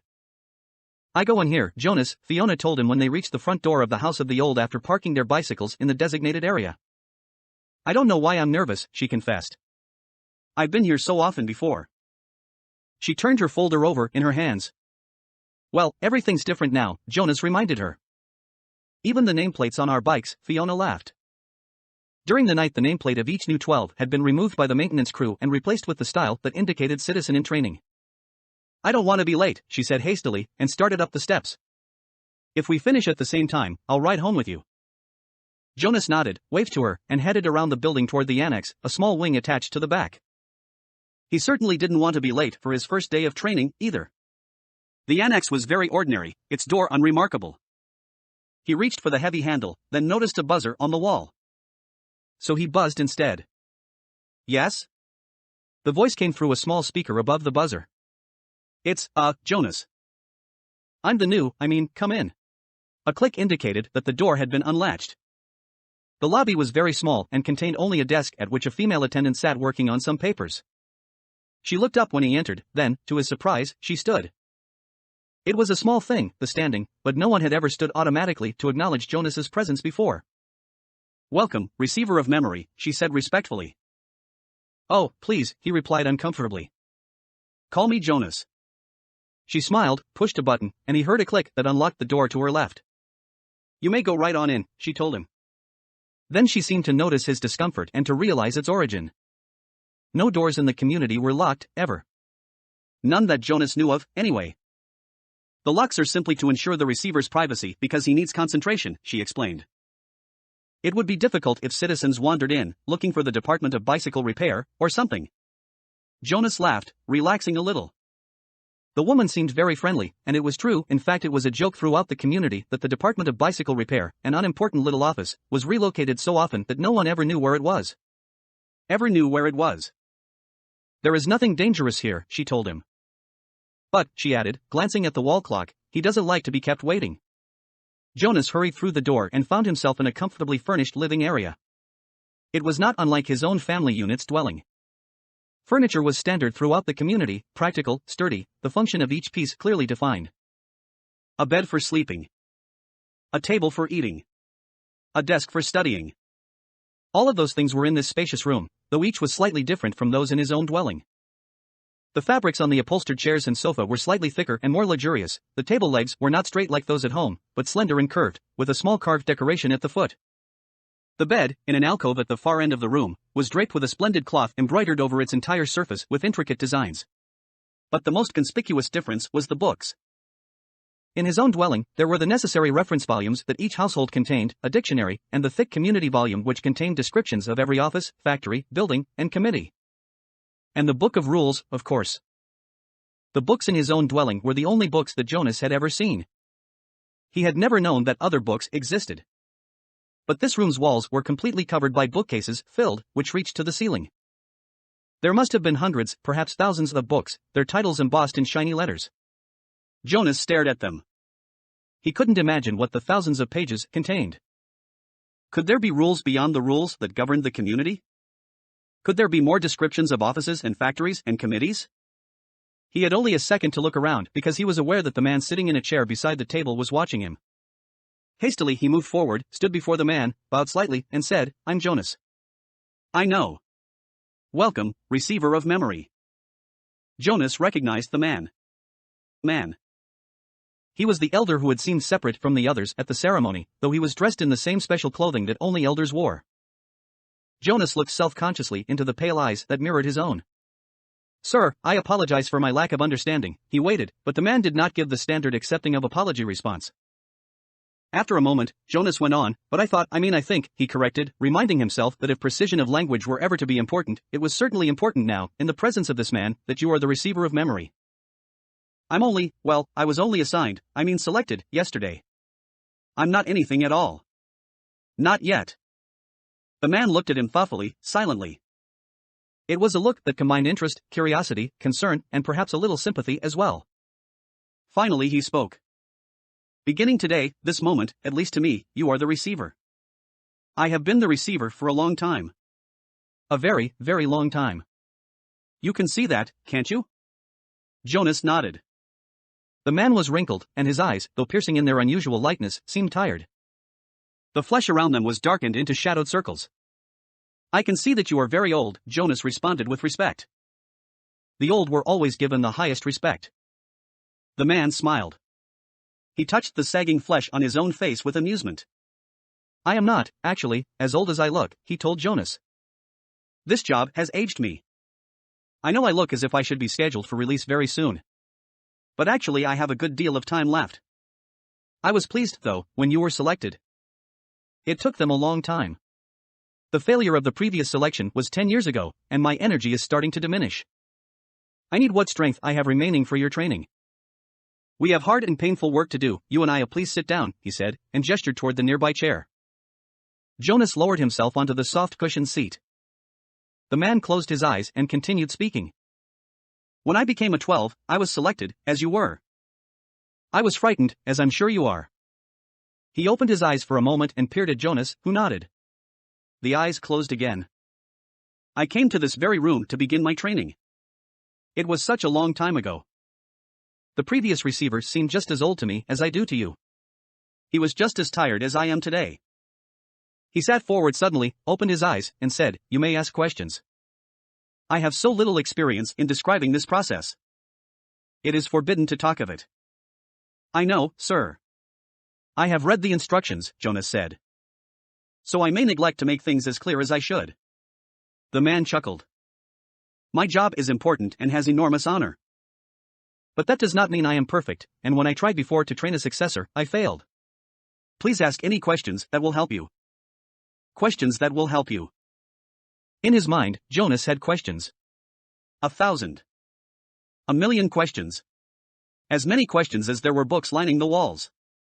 But he did not ask one, not yet. The man sighed, seeming to put his thoughts in order. Then he spoke again. Simply stated, he said, although it's not really simple at all, my job is to transmit to you all the memories I have within me. Memories of the past. Sir, Jonas said tentatively, I would be very interested to hear the story of your life, and to listen to your memories. I apologize for interrupting, he added quickly. The man waved his hand impatiently. No apologies in this room. We haven't time. Well, Jonas went on, uncomfortably aware that he might be interrupting again, I am really interested, I don't mean that I'm not. But I don't exactly understand why it's so important. I could do some adult job in the community, and in my recreation time I could come and listen to the stories from your childhood. I'd like that. Actually, he added, I've done that already, in the house of the old. The old like to tell about their childhoods, and it's always fun to listen. The man shook his head. No, he said. I'm not being clear. It's not my past, not my childhood that I must transmit to you.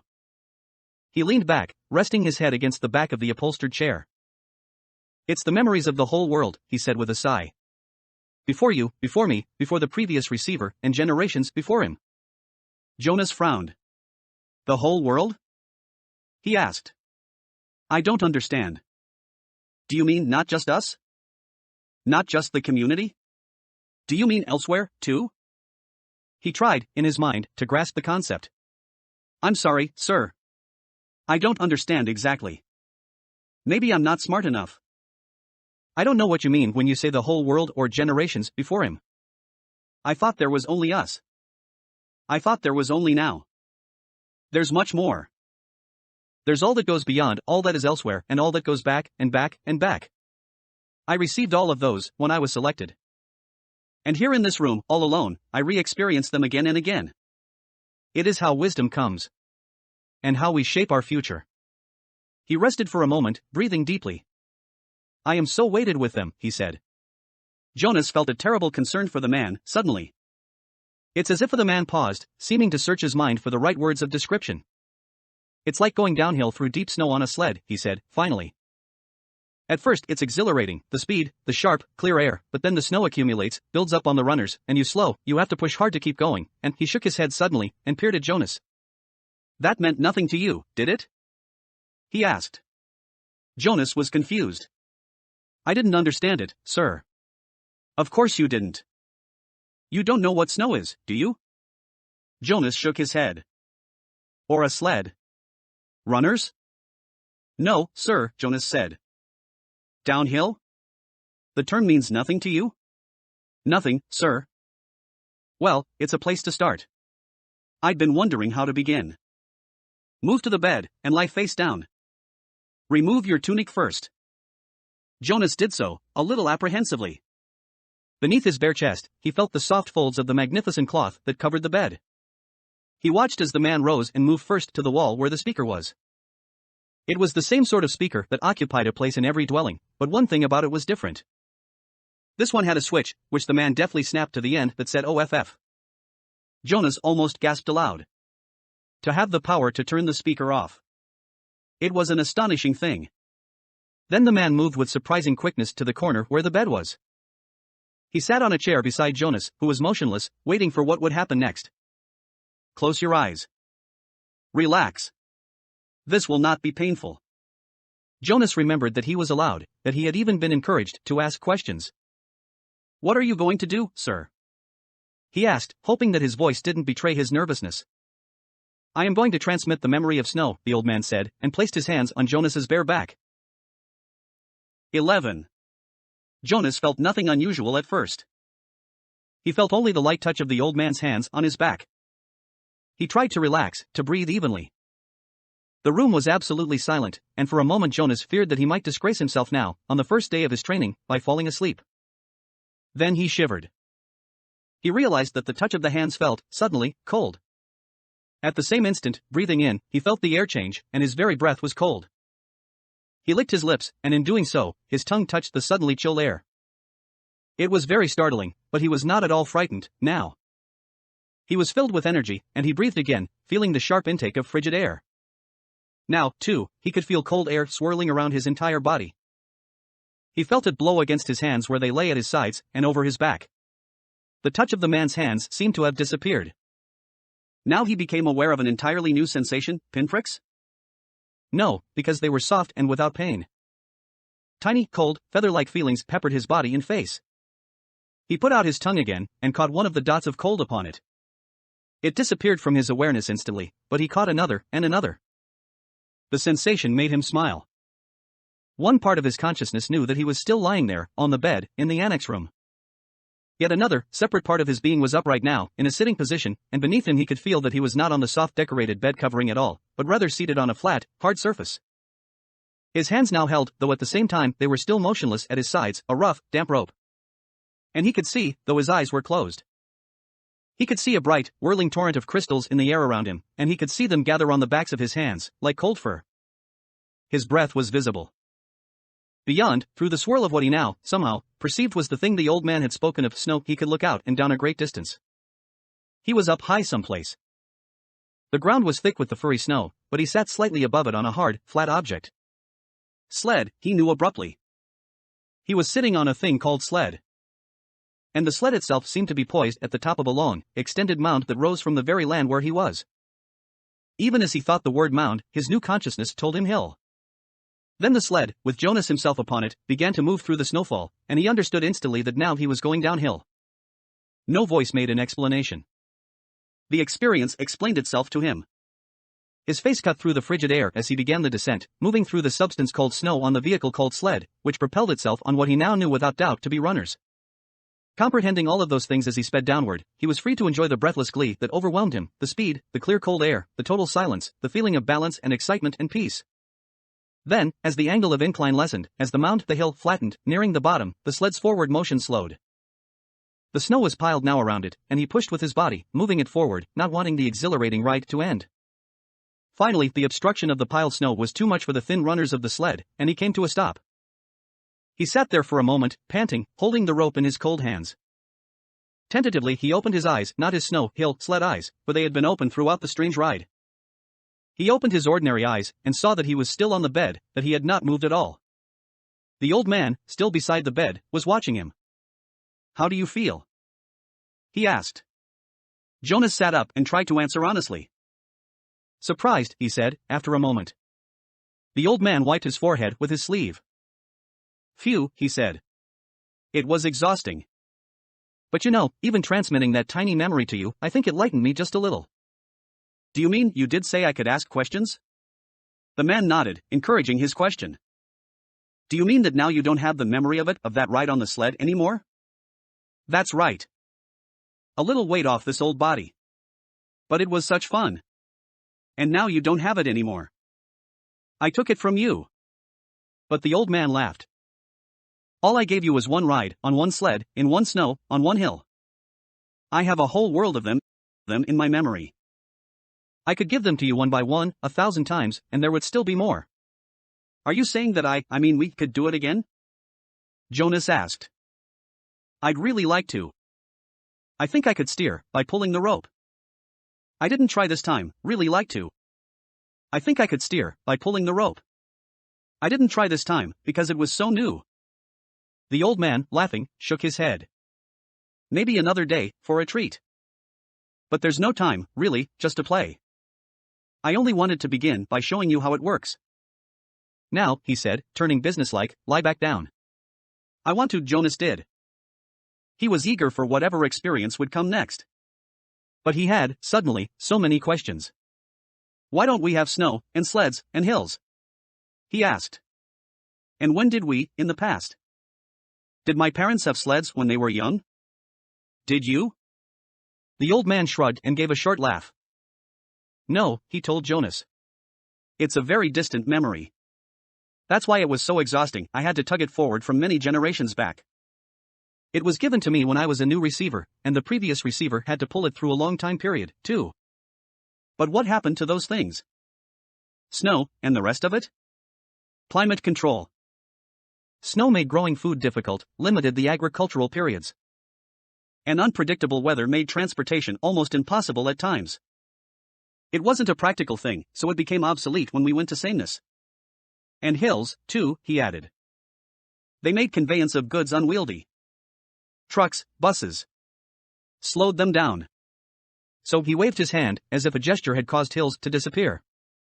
Sameness, he concluded. Jonas frowned. I wish we had those things, still. Just now and then. The old man smiled. So do I, he said. But that choice is not ours.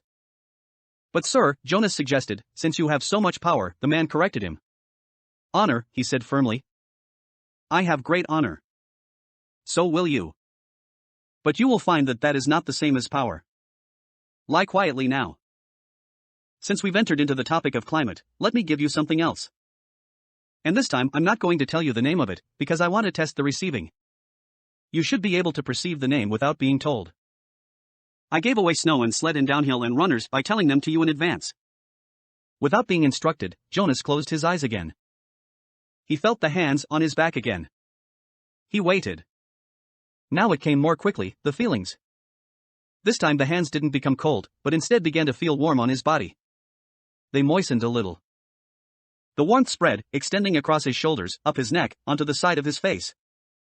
He could feel it through his clothes parts, too, a pleasant, all-over sensation, and when he licked his lips this time, the air was hot and heavy.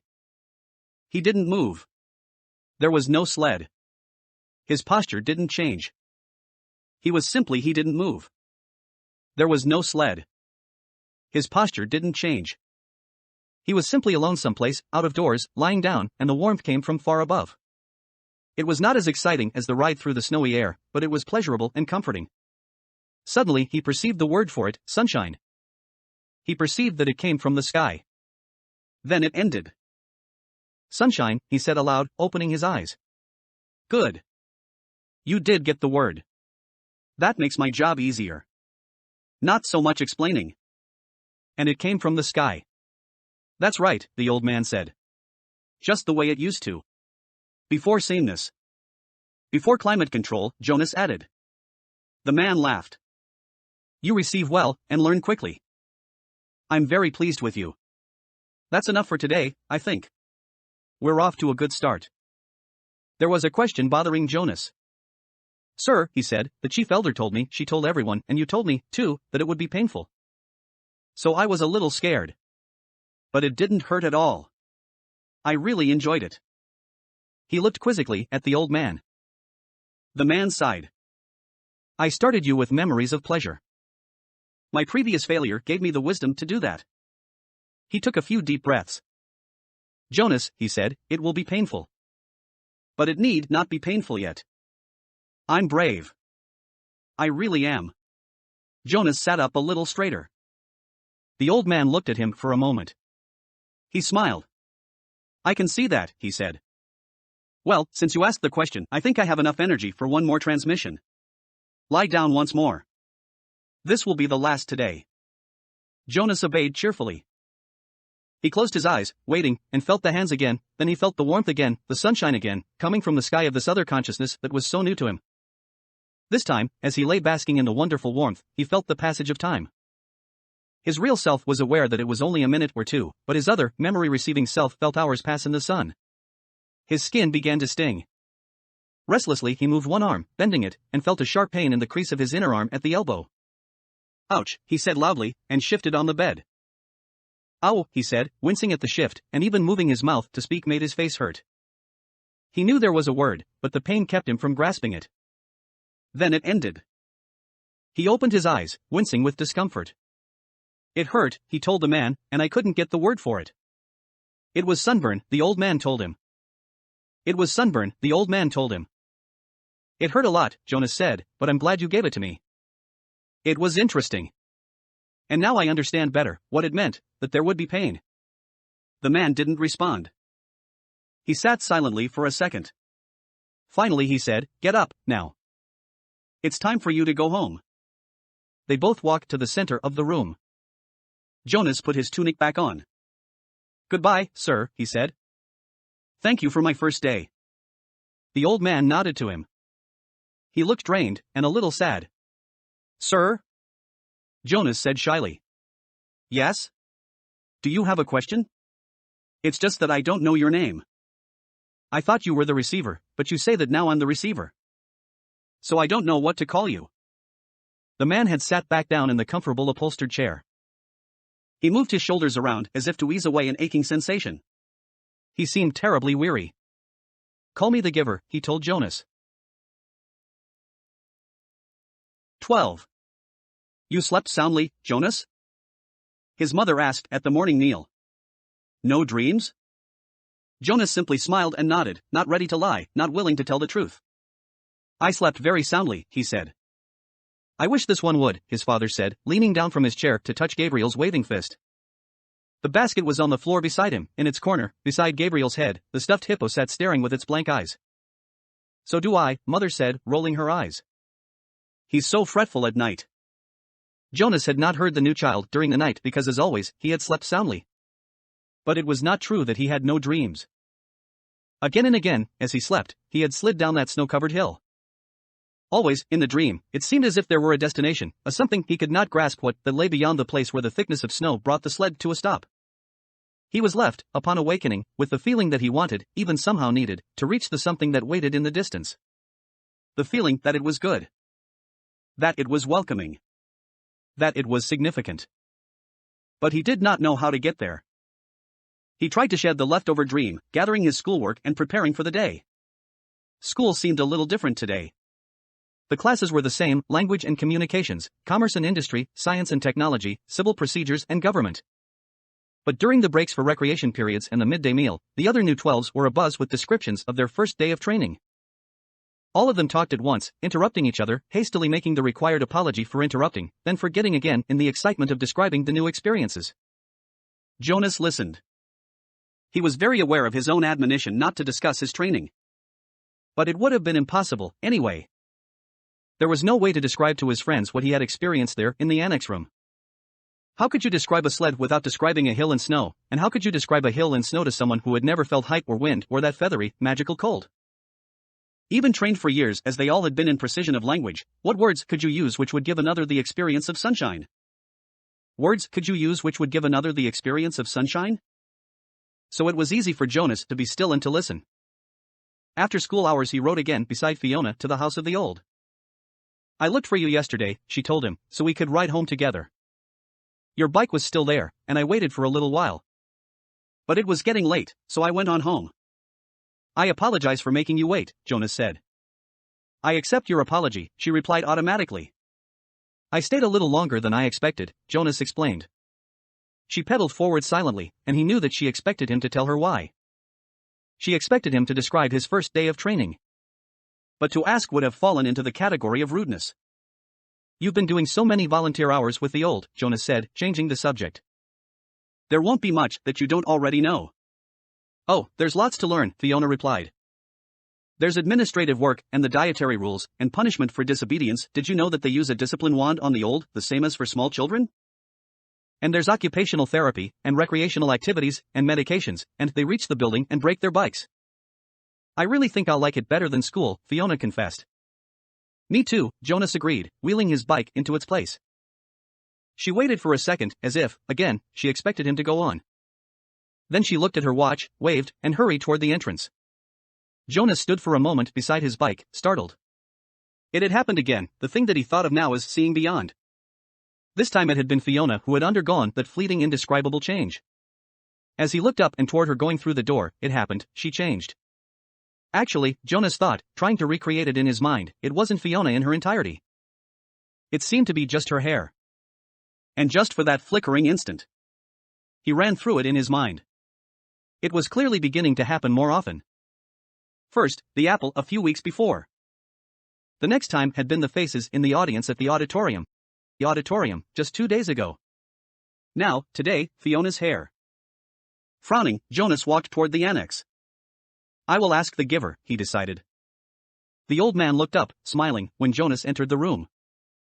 He was already seated beside the bed, and he seemed more energetic today, slightly renewed, and glad to see Jonas. Welcome, he said.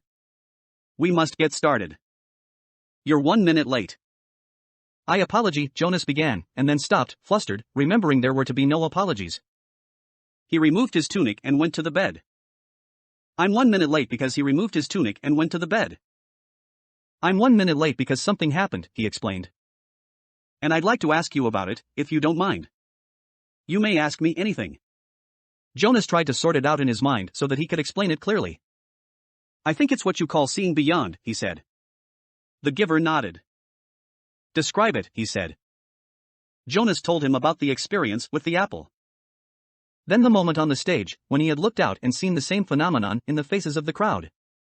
Then today, just now, outside, it happened with my friend Fiona. She herself didn't change, exactly. But something about her changed for a second. Her hair looked different, but not in its shape, not in its length. I can't quite. Jonas paused, frustrated by his inability to grasp and describe exactly what had occurred. Finally, he simply said, it changed. I don't know how, or why. That's why I was 1 minute late, he concluded, and looked questioningly at the giver. To his surprise, the old man asked him a question which seemed unrelated to the seeing beyond. When I gave you the memory yesterday, the first one, the ride on the sled, did you look around? Jonas nodded. Yes, he said, but the stuff, the snow, in the air made it hard to see anything. Did you look at the sled? Jonas thought back. No. I only felt it under me. I dreamed of it last night, too. But I don't remember seeing the sled in my dream, either. Just feeling it. The giver seemed to be thinking. When I was observing you, before the selection, I perceived that you probably had the capacity, and what you described confirms that. It happened somewhat differently to me, the giver told him. When I was just your age, about to become the new receiver, I began to experience it, though it took a different form. With me it was, well, I won't describe that now, you wouldn't understand it yet. But I think I can guess how it's happening with you. Let me just make a little test, to confirm my guess. Lie down. Jonas lay on the bed again with his hands at his sides. He felt comfortable here now. He closed his eyes and waited for the familiar feel of the giver's hands on his back. But it didn't come. Instead, the giver instructed him, call back the memory of the ride on the sled. Just the beginning of it, where you're at the top of the hill, before the slide starts. And this time, look down at the sled. Jonas was puzzled. He opened his eyes. Excuse me, he asked politely, but don't you have to give me the memory? It's your memory, now. It's not mine to experience any longer. I gave it away. But how can I call it back? You can remember last year, or the year that you were a 7, or a 5, can't you? Of course. It's much the same. Everyone in the community has one-generation memories like those. but now you will be able to go back farther. Try. Just concentrate. Jonas closed his eyes again. He took a deep breath and sought the sled and the hill and the snow in his consciousness. There they were, with no effort. He was again sitting in that whirling world of snowflakes, atop the hill. Jonas grinned with delight and blew his own steamy breath into view. Then, as he had been instructed, he looked down. He saw his own hands, furred again with snow, holding the rope. He saw his legs, and moved them aside for a glimpse of the sled beneath. Dumbfounded, he stared at it. This time it was not a fleeting impression. This time the sled had, and continued to have, as he blinked and stared at it again, that same mysterious quality that the apple had had so briefly. And Fiona's hair. The sled did not change. It simply was, whatever the thing was. Jonas opened his eyes and was still on the bed. The giver was watching him curiously. Yes, Jonas said slowly. I saw it, in the sled. Let me try one more thing. Look over there, to the bookcase. Do you see the very top row of books, the ones behind the table, on the top shelf? Jonas sought them with his eyes. He stared at them, and they changed. But the change was fleeting. It slipped away the next instant. It happened, Jonas said. It happened to the books, but it went away again. I'm right, then, the giver said. You're beginning to see the color red. The what? The giver sighed. How to explain this? Once, back in the time of the memories, everything had a shape and size, the way things still do, but they also had a quality called color. There were a lot of colors, and one of them was called red. That's the one. There were a lot of colors, and one of them was called red. That's the one you are starting to see. Your friend Fiona has red hair, quite distinctive, actually, I've noticed it before. When you mentioned Fiona's hair, it was the clue that told me you were probably beginning to see the color red. And the faces of people? The ones I saw at the ceremony? The giver shook his head. No, flesh isn't red. But it has red tones in it. There was a time, actually, you'll see this in the memories later, when flesh was many different colors. That was before we went to sameness. Today flesh is all the same, and what you saw was the red tones. Probably when you saw the faces take on color, it wasn't as deep or vibrant as the apple, or your friend's hair. The giver chuckled, suddenly. We've never completely mastered sameness. I suppose the genetic scientists are still hard at work trying to work the kinks out. Hair like Fiona's must drive them crazy. Jonas listened, trying hard to comprehend. And the sled? He said. It had that same thing, the color red. But it didn't change, giver. It just was. Because it's a memory from the time when color was. It was so I wish language were more precise. The red was so beautiful. The giver nodded. It is. Do you see it all the time? I see all of them. All the colors. Will I? Of course. When you receive the memories. You have the capacity to see beyond. You'll gain wisdom, then, along with colors. And lots more. Jonas wasn't interested, just then, in wisdom. It was the colors that fascinated him. Why can't everyone see them? Why did colors disappear? The giver shrugged. Our people made that choice, the choice to go to sameness. Before my time, before the previous time, back and back and back. We relinquished color when we relinquished sunshine and did away with differences. He thought for a moment. We gained control of many things. But we had to let go of others. We shouldn't have. Jonas said fiercely. The giver looked startled at the certainty of Jonas's reaction. Then he smiled wryly. You've come very quickly to that conclusion, he said. It took me many years. Maybe your wisdom will come much more quickly than mine. He glanced at the wall clock. Lie back down, now. We have so much to do. Giver, Jonas asked as he arranged himself again on the bed, how did it happen to you when you were becoming the receiver? You said that the seeing, beyond happened to you, but not the same way. The hands came to his back. Another day, the giver said gently. I'll tell the hands came to his back. Another day, the giver said gently.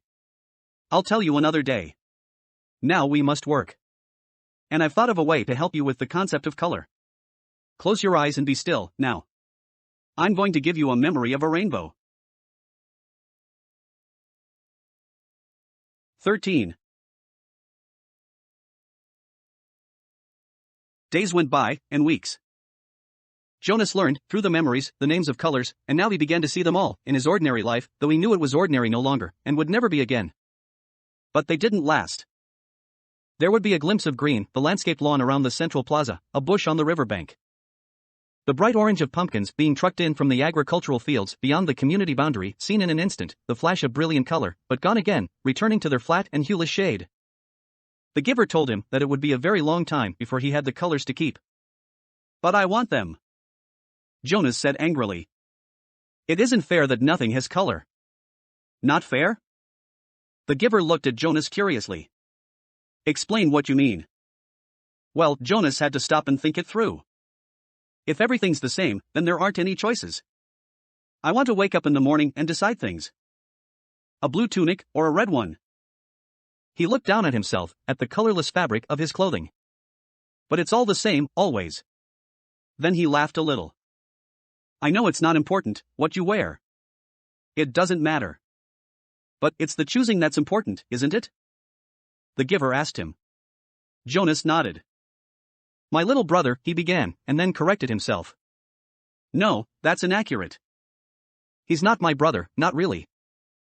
But this new child that my family takes care of, his name's Gabriel? Yes, I know about Gabriel. Well, he's right at the age where he's learning so much. He grabs toys when we hold them in front of him. My father says he's learning small muscle control. And he's really cute. The giver nodded. But now that I can see colors, at least sometimes, I was just thinking, what if we could hold up things that were bright red, or bright yellow, and he could choose? Instead of the sameness. He might make wrong choices. Oh. Jonas was silent for a minute. Oh, I see what you mean. It wouldn't matter for a new child's toy. But later it does matter, doesn't it? We don't dare to let people make choices of their own. Not safe? The giver suggested. Definitely not safe, Jonas said with certainty. What if they were allowed to choose their own mate? And chose wrong? Or what if, he went on, almost laughing at the absurdity, they chose their own jobs? Frightening, isn't it? The giver said. Jonas chuckled. Very frightening. I can't even imagine it. We really have to protect people from wrong choices. It's safer. Yes, Jonas agreed. Much safer. But when the conversation turned to other things, Jonas was left, still, with a feeling of frustration that he didn't understand. He found that he was often angry, now, irrationally angry at his groupmates, that they were satisfied with their lives which had none of the vibrance his own was taking on. And he was angry at himself, that he could not change that for them. He tried. Without asking permission from the giver, because he feared or knew that it would be denied, he tried to give his new awareness to his friends. Asher, Jonas said one morning, look at those flowers very carefully. They were standing beside a bed of geraniums planted near the Hall of Open Records. He put his hands on Asher's shoulders and concentrated on the red of the petals, trying to hold it as long as he could, and trying at the same time to transmit the awareness of red to his friend. What's the matter? Asher asked uneasily. Is something wrong? He moved away from Jonas's hands. It was extremely rude for one citizen to touch another outside of family units. No, nothing. I thought for a minute that they were wilting, and we should let the gardening crew know they needed more watering. Jonas sighed, and turned away. One evening he came home from his training weighted with new knowledge. The giver had chosen a startling and disturbing memory that day. Under the touch of his hands, Jonas had found himself suddenly in a place that was completely alien, hot and windswept under a vast blue sky. There were tufts of sparse grass, a few bushes and rocks, and nearby he could see an area of thicker vegetation, broad, low trees outlined against the sky. He could hear noises, the sharp crack of weapons, he perceived the word guns, and then shouts, and an immense crashing thud as something fell, tearing branches from the trees. Trees. He heard voices calling to one another. Peering from the place where he stood hidden behind some shrubbery, he was reminded of what the giver had told him, that there had been a time when flesh had different colors. Two of these that there had been a time when flesh had different colors. Two of these men had dark brown skin, the others were light. Going closer, he watched them hack the tusks from a motionless elephant on the ground and haul them away, spattered with blood. He felt himself overwhelmed with a new perception of the color he knew as red. Then the men were gone, speeding toward the horizon in a vehicle that spit pebbles from its whirling tires. One hit his forehead and stung him there. But the memory continued, though Jonas ached now for it to end. Now he saw another elephant emerge from the place where it had stood hidden in the trees. Very slowly it walked to the mutilated body and looked down. With its sinuous trunk it stroked the huge corpse, then it reached up, broke some leafy branches with a snap, and draped them over the mass of torn thick flesh. Finally it tilted its massive head, raised its trunk, and roared into the empty landscape. Jonas had never heard such a sound. It was a sound of rage and grief, and it seemed never to end. He could still hear it when he opened his eyes and lay anguished on the bed where he received the memories. It continued to roar into his consciousness as he pedaled slowly home. Lily, he asked that evening when his sister took her comfort object, the stuffed elephant, from the shelf, did you know that once there really were elephants? Live ones? She glanced down at the ragged comfort object and grinned. Right, she said, skeptically. Sure, Jonas. Jonas went and sat beside them while his father untied Lily's hair ribbons and combed her hair. He placed one hand on each of their shoulders. With all of his being he tried to give each of them a piece of the memory, not of the tortured cry of the elephant, but of the being of the elephant, of the towering, immense creature and the meticulous touch with which it had tended its friend at the end. But his father had continued to comb Lily's long hair, and Lily, impatient, had finally wiggled under her brother's touch. Jonas, she said, you're hurting me with your hand. I apologize for hurting you, Lily, Jonas mumbled, and took his hand away. Accept your apology, Lily responded indifferently, stroking the lifeless elephant. Giver, Jonas asked once, as they prepared for the day's work, don't you have a spouse? Aren't you allowed to apply for one? Although he was exempted from the rules against rudeness, he was aware that this was a rude question. But from the rules against rudeness, he was aware that this was a rude question. But the giver had encouraged all of his questions, not seeming to be embarrassed or offended by even the most personal. The giver chuckled. No, there's no rule against it. And I did have a spouse. You're forgetting how old I am, Jonas. My former spouse lives now with the childless adults. Oh, of course. Jonas had forgotten the giver's obvious age. When adults of the community became older, their lives became different. They were no longer needed to create family units. Jonas's own parents, when he and Lily were grown, would go to live with the childless adults. You'll be able to apply for a spouse, Jonas, if you want to. I'll warn you, though, that it will be difficult. Your living arrangements will have to be different from those of most family units, because the books are forbidden to citizens. You and I are the only ones with access to the books. Jonas glanced around at the astonishing array of volumes. From time to time, now, he could see their colors. With their hours together, his and the giver's, consumed by conversation and by the transmission of memories, Jonas had not yet opened any of the books. But he read the titles here and there, and knew that they contained all of the knowledge of centuries, and that one day they would belong to him. So if I have a spouse, and maybe children, I will have to hide the books from them? The giver nodded. I wasn't permitted to share the books with my spouse, that's correct. And there are other difficulties, too. You remember the rule that says the new receiver can't talk about his training? Jonas nodded. Of course he remembered. It had turned out, by far, to be the most frustrating of the rules he was required to obey. When you become the official receiver, when we're finished here, you'll be given a whole new set of rules. Those are the rules that I obey. And it won't surprise you that I am forbidden to talk about my work to anyone except the new receiver. That's you, of course. Of course. So there will be a whole part of your life which you won't be able to share with the family. It's hard, Jonas. It was hard for me. You do understand, don't you, that this is my life? The memories? Jonas nodded again, but he was puzzled. Didn't life consist of the things you did each day? There wasn't anything else, really. I've seen you taking walks, he said. The giver sighed. I walk. I eat at mealtime. And when I am called by the committee of elders, I appear before them, to give them counsel and advice. Do you advise them often? Jonas was a little frightened at the thought that do you advise them often? Jonas was a little frightened at the thought that one day he would be the one to advise the ruling body. But the giver said no. Rarely.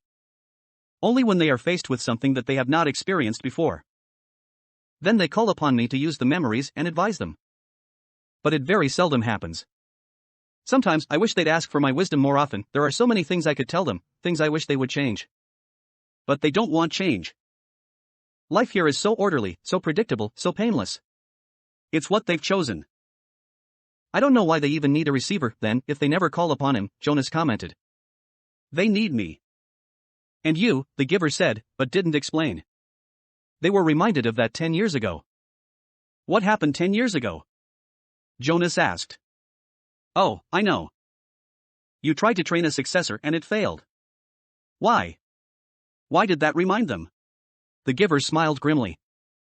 When the new receiver failed, the memories that she had received were released. They didn't come back to me. They went. He paused, and seemed to be struggling with the concept. I don't know, exactly. They went to the place where memories once existed before receivers were created. Some place out there, he gestured vaguely with his arm. And then the people had access to them. Apparently that's the way it was, once. Everyone had access to memories. It was chaos, he said. They really suffered for a while. Finally, it subsided as the memories were assimilated. But it certainly made them aware of how they need a receiver to contain all that pain. And knowledge. But you have to suffer like that all the time, Jonas pointed out. The giver nodded. And you will. It's my life. It will be yours. Jonas thought about it, about what it would be like for him. Along with walking and eating, and he looked around the walls of books. Reading? That's it? The giver shook his head. Those are simply the things that I do. My life is here. In this room? The giver shook his head. He put his hands to his own face, to his chest. No. Here, in my being. Where the memories are. My instructors in science and technology have taught us about how the brain works, Jonas told him eagerly. It's full of electrical impulses. It's like a computer.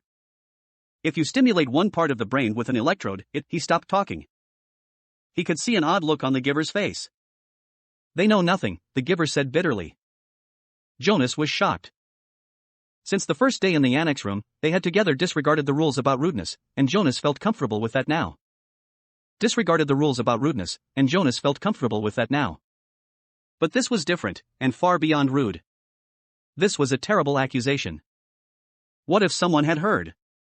He glanced quickly at the wall speaker, terrified that the committee might be listening as they could at any time. But, as always during their sessions together, the switch had been turned to OFF. Nothing? Jonas whispered nervously. But my instructors, the giver flicked his hand as if brushing something aside. Oh, your instructors are well trained. They know their scientific facts. Everyone is well trained for his job. It's just that, without the memories, it's all meaningless. They gave that burden to me. And to the previous receiver. And the one before him. And back and back and back, Jonas said, knowing the phrase that always came. The giver smiled, though his smile was oddly harsh. That's right. And next it will be you. A great honor. Yes, sir. They told me that at the ceremony. The very highest honor. Some afternoons the giver sent him away without training. Jonas knew, on days when he arrived to find the giver hunched over, rocking his body slightly back and forth, his face pale, that he would be sent away. Go, the giver would tell him tensely. I'm in pain today. Come back tomorrow. On those days, worried and disappointed, Jonas would walk alone beside the river. The paths were empty of people except for the few delivery crews and landscape workers here and there. Small children were all at the childcare center after school, and the older ones busy with volunteer hours or training. By himself, he tested his own developing memory. He watched the landscape for glimpses of the green that he knew was embedded in the shrubbery. When it came flickering into his consciousness, he focused upon it, keeping it there, darkening it, holding it in his vision as long as possible until his head hurt and he let it fade away. He stared at the flat, colorless sky, bringing blue from it, and remembered sunshine until finally, for an instant, he could feel warmth. He stood at the foot of the bridge that spanned the river, the bridge that citizens were allowed to cross only on official business. Jonas had crossed it on school trips, visiting the outlying communities, and he knew that the land beyond the bridge was much the same, flat and well-ordered, with fields for agriculture. The other communities he had seen on visits were essentially the same as his own, the only differences were slightly altered styles of dwellings, same as his own, the only differences were slightly altered styles of dwellings, slightly different schedules in the schools. He wondered what lay in the far distance where he had never gone. The land didn't end beyond those nearby communities. Were there hills elsewhere? Were there vast wind-torn areas like the place he had seen in memory, the place where the elephant died? Giver, he asked one afternoon following a day when he had been sent away, what causes you pain? When the giver was silent, Jonas continued. The chief elder told me, at the beginning, that the receiving of memory causes terrible pain. And you described for me that the failure of the last new receiver released painful memories to the community. But I haven't suffered, giver. Not really. Jonas smiled. Oh, I remember the sunburn you gave me on the very first day. But that wasn't so terrible. What is it that makes you suffer so much? If you gave some of it to me, maybe your pain would be less. The giver nodded. Lie down, he said. It's time, I suppose. I can't shield you forever. You'll have to take it all on eventually. Let me think, he went on, when Jonas was on the bed, waiting, a little fearful. All right, the giver said after a moment, I've decided. We'll start with something familiar. Let's go once again to a hill and a sled. He placed his hands on Jonas's back. 14. It was much the same, this memory, though the hill seemed to be a different one, steeper, and the snow was not falling as thickly as it had before. It was colder, also, Jonas perceived. He could see, as he sat waiting at the top of the hill, that the snow beneath the sled was not thick and soft as it had been before, but hard, and coated with bluish ice. The sled moved forward, and Jonas grinned with delight, looking forward to the breathtaking slide down through the invigorating air.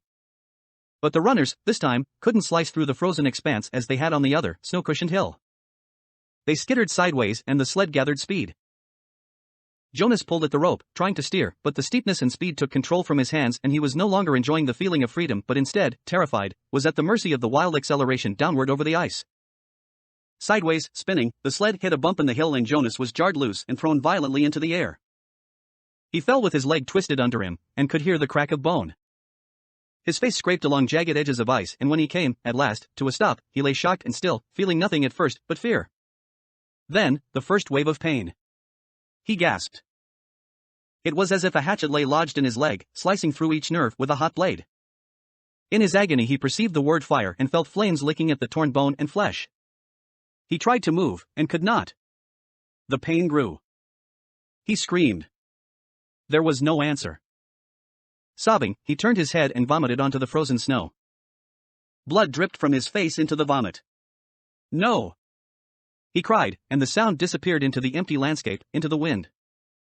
Then, suddenly, he was in the annex room again, writhing on the bed. His face was wet with tears. Able to move now, he rocked his own body back and forth, breathing deeply to release the remembered pain. He sat and looked at his own leg, where it lay straight on the bed, unbroken. The brutal slice of pain was gone. But the leg ached horribly, still, and his face felt raw. May I have relief of pain, please? He begged. It was always provided in his everyday life for the bruises and wounds, for a mashed finger, a stomachache, a skinned knee from a fall from a bike. There was always a daub of anesthetic ointment, or a pill, or in severe instances, an injection that brought complete and instantaneous deliverance. But the giver said no, and looked away. Limping, Jonas walked home, pushing his bicycle, that evening. The sunburn pain had been so small, in comparison, and had not stayed with him. But this ache lingered. It was not unendurable, as the pain on the hill had been. Jonas tried to be brave. He remembered that the chief elder had said he was brave. Is something wrong, Jonas? His father asked at the evening meal. You're so quiet tonight. Aren't you feeling well? Would you like some medication? But Jonas remembered the rules. No medication for anything related to his training. And no discussion of his training. At the time for sharing of feelings, he simply said that he felt tired, that his school lessons had been unusually demanding that day. He went to his sleeping room early, and from behind the closed door he could hear his parents and sister laughing as they gave Gabriel his evening bath. They have never known pain, he thought. The realization made him feel desperately lonely, and he rubbed his throbbing leg. He eventually slept. Again and again he dreamed of the anguish and the isolation on the forsaken hill. The daily training continued, and now it always included pain. The agony of the fractured leg began to seem no more than a mild discomfort as the giver led Jonas firmly, little by little, into the deep and terrible suffering of the past. Each time, in his kindness, the giver ended the afternoon with a color-filled memory of pleasure, a brisk sail on a blue-green lake, a meadow dotted with yellow wildflowers, an orange sunset behind mountains. It was not enough to assuage the pain that Jonas was beginning, now, to know. Why? Jonas asked him after he had received a torturous memory in which he had been neglected and unfed. The hunger had caused excruciating spasms in his empty, distended stomach. He lay on the bed, aching. Why do you and I have to hold these memories? It gives us wisdom, the giver replied. Without wisdom I could not fulfill my function of advising the committee of elders when they call upon me. But what wisdom do you get from hunger? Jonas groaned. His stomach still hurt, though the memory had ended. Hurt, though the memory had ended. Some years ago, the giver told him, before your birth, a lot of citizens petitioned the committee of elders. They wanted to increase the rate of births. They wanted each birth mother to be assigned 4 births instead of 3, so that the population would increase and there would be more laborers available. Jonas nodded, listening. That makes sense. The idea was that certain family units could accommodate an additional child. Jonas nodded again. Mine could, he pointed out. We have Gabriel this year, and it's fun having a 3rd child. The committee of elders sought my advice, the giver said. It made sense to them, too, but it was a new idea, and they came to me for wisdom. And you used your memories? The giver said yes. And the strongest memory that came was hunger. It came from many generations back. Centuries back. The population had gotten so big that hunger was everywhere. Excruciating hunger and starvation. It was followed by warfare. Warfare? It was a concept Jonas did not know. But hunger was familiar to him now. Unconsciously he rubbed his own abdomen, recalling the pain of its unfulfilled needs. So you describe that to them? They don't want to hear about pain. They just seek the advice. I simply advised them against increasing the population. But you said that was before my birth. They hardly ever come to you for advice. Only when what was it you said? When they have a problem they've never faced before. When did it happen last? Do you remember the day when the plane flew over the community? Yes. I was scared. So were they. They prepared to shoot it down.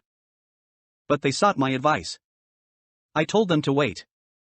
But how did you know? How did you know the pilot was lost? I didn't. I used my wisdom from the memories. I knew that there had been times in the past, terrible times, when people had destroyed others in haste, in fear, and had brought about their own destruction. Jonas realized something. That means, he said slowly, that you have memories of destruction. And you have to give them to me, too, because I have to get the wisdom. The giver nodded. But it will hurt, Jonas said. It wasn't a question. It will hurt terribly, the giver agreed. But why can't everyone have the memories?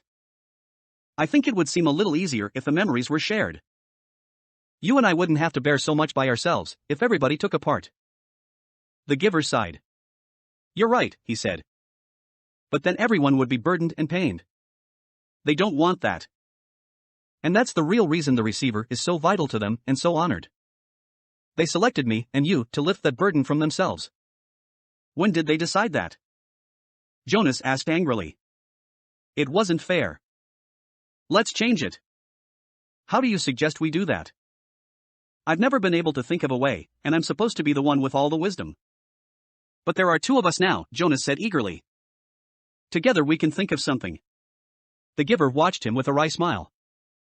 Why can't we just apply for a change of rules? Jonas suggested. The giver laughed, then Jonas, too, chuckled reluctantly. The decision was made long before my time or yours, the giver said, and before the previous receiver, and he waited. Back and back and back. Jonas repeated the familiar phrase. Sometimes it had seemed humorous to him. Sometimes it had seemed meaningful and important. Now it was ominous. It meant, he knew, that nothing could be changed. The new child, Gabriel, was growing, and successfully passed the tests of maturity that the nurturers gave each month. He could sit alone, now, could reach for and grasp small play objects, and he had 6 teeth.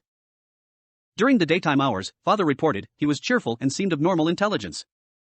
But he remained fretful at night, whimpering often, needing frequent attention. After all this extra time I've put in with him, father said one evening after Gabriel had been bathed and was lying, for the moment, hugging his hippo placidly in the small crib that had replaced the basket, I hope they're not going to decide to release him. Maybe it would be for the best, mother suggested. I know you don't mind getting up with him at night. But the lack of sleep is awfully hard for me. If they release Gabriel, can we get another new child as a visitor? Asked Lily. She was kneeling beside the crib, making funny faces at the little one who was smiling back at her. Jonas's mother rolled her eyes in dismay. No, father said, smiling. He ruffled Lily's hair. It's very rare, anyway, no, father said, smiling. He ruffled Lily's hair. It's very rare, anyway, that a new child's status is as uncertain as Gabriel's. It probably won't happen again, for a long time. Anyway, he sighed, they won't make the decision for a while. Right now we're all preparing for a release we'll probably have to make very soon.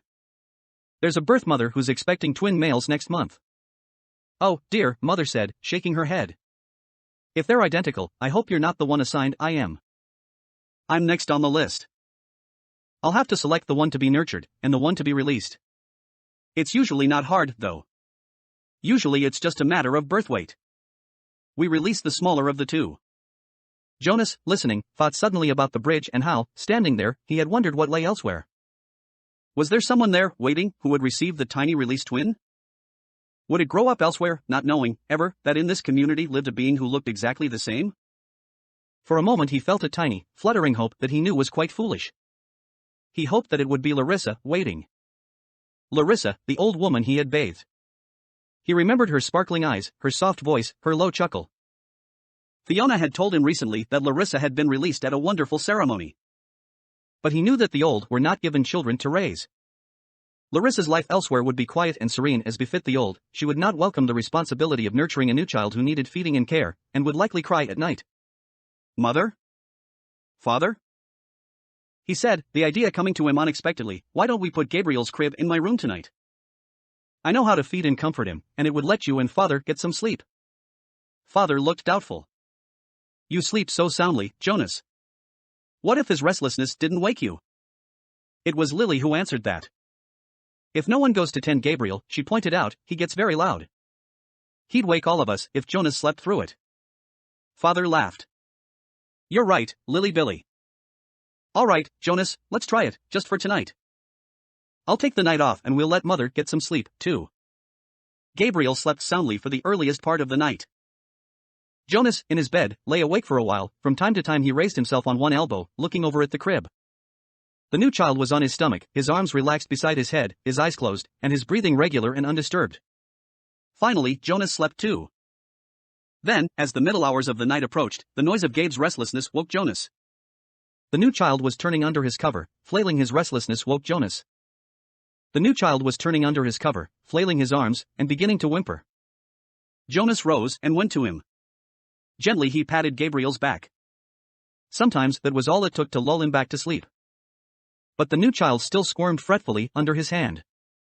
Still patting rhythmically, Jonas began to remember the wonderful sail that the giver had given him not long before, a bright, breezy day on a clear turquoise lake, and above him the white sail of the boat billowing as he moved along in the brisk wind. He was not aware of giving the memory, but suddenly he realized that it was becoming dimmer, that it was sliding through his hand into the being of the new child. Gabriel became quiet. Startled, Jonas pulled back what was left of the memory with a burst of will. He removed his hand from the little back and stood quietly beside the crib. To himself, he called the memory of the sail forward again. It was still there, but the sky was less blue, the gentle motion of the boat slower, the water of the lake more murky and clouded. He kept it for a while, soothing his own nervousness at what had occurred, then let it go and returned to his bed. Once more, toward dawn, the new child woke and cried out. Again Jonas went to him. This time he quite deliberately placed his hand firmly on Gabriel's back, and released the rest of the calming day on the lake. Again Gabriel slept. But now Jonas lay awake, thinking.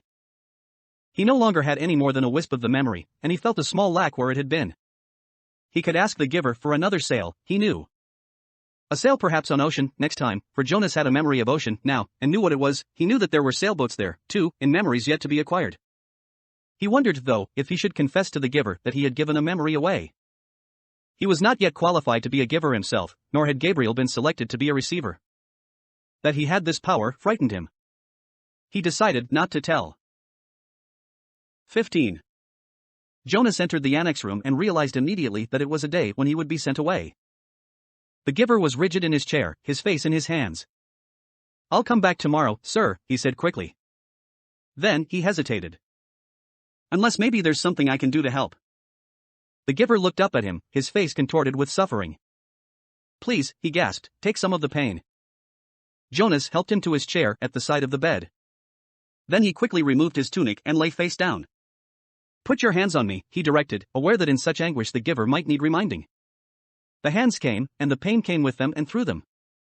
Jonas braced himself and entered the memory which was torturing the giver. He was in a confused, noisy, foul-smelling place. It was daylight, early morning, and the air was thick with smoke that hung, yellow and brown, above the ground. Around him, everywhere, far across the expanse of what seemed to be a field, lay groaning men. A wild-eyed horse, its bridle torn and dangling, trotted frantically through the mounds of men, tossing its head, whinnying in panic. It stumbled, finally, then fell, and did not rise. Jonas heard a voice next to him. "Water," the voice said in a parched, croaking whisper. He turned his head toward the voice and looked into the half-closed eyes of a boy who seemed not much older than himself. Dirt streaked the boy's face and his matted blonde hair. He lay sprawled, his gray uniform glistening with wet, fresh blood. The colors of the carnage were grotesquely bright, the crimson wetness on the rough and dusty fabric, the ripped shreds of grass, startlingly green, in the boy's yellow hair. The boy stared at him. "Water," he begged again. When he spoke, a new spurt of blood drenched the coarse cloth across his chest and sleeve. One of Jonas's arms was immobilized with pain, and he could see through his own torn sleeve something that looked like ragged flesh and splintery bone. He tried his remaining arm and felt it move. Slowly he reached to his side, felt the metal container there, and removed its cap, stopping the small motion of his hand now and then to wait for the surging pain to ease. Finally, when the container was open, he extended his arm slowly across the blood-soaked earth, inch by inch, and held it to the lips of the boy. Water trickled into the imploring inch by inch, and held it to the lips of the boy.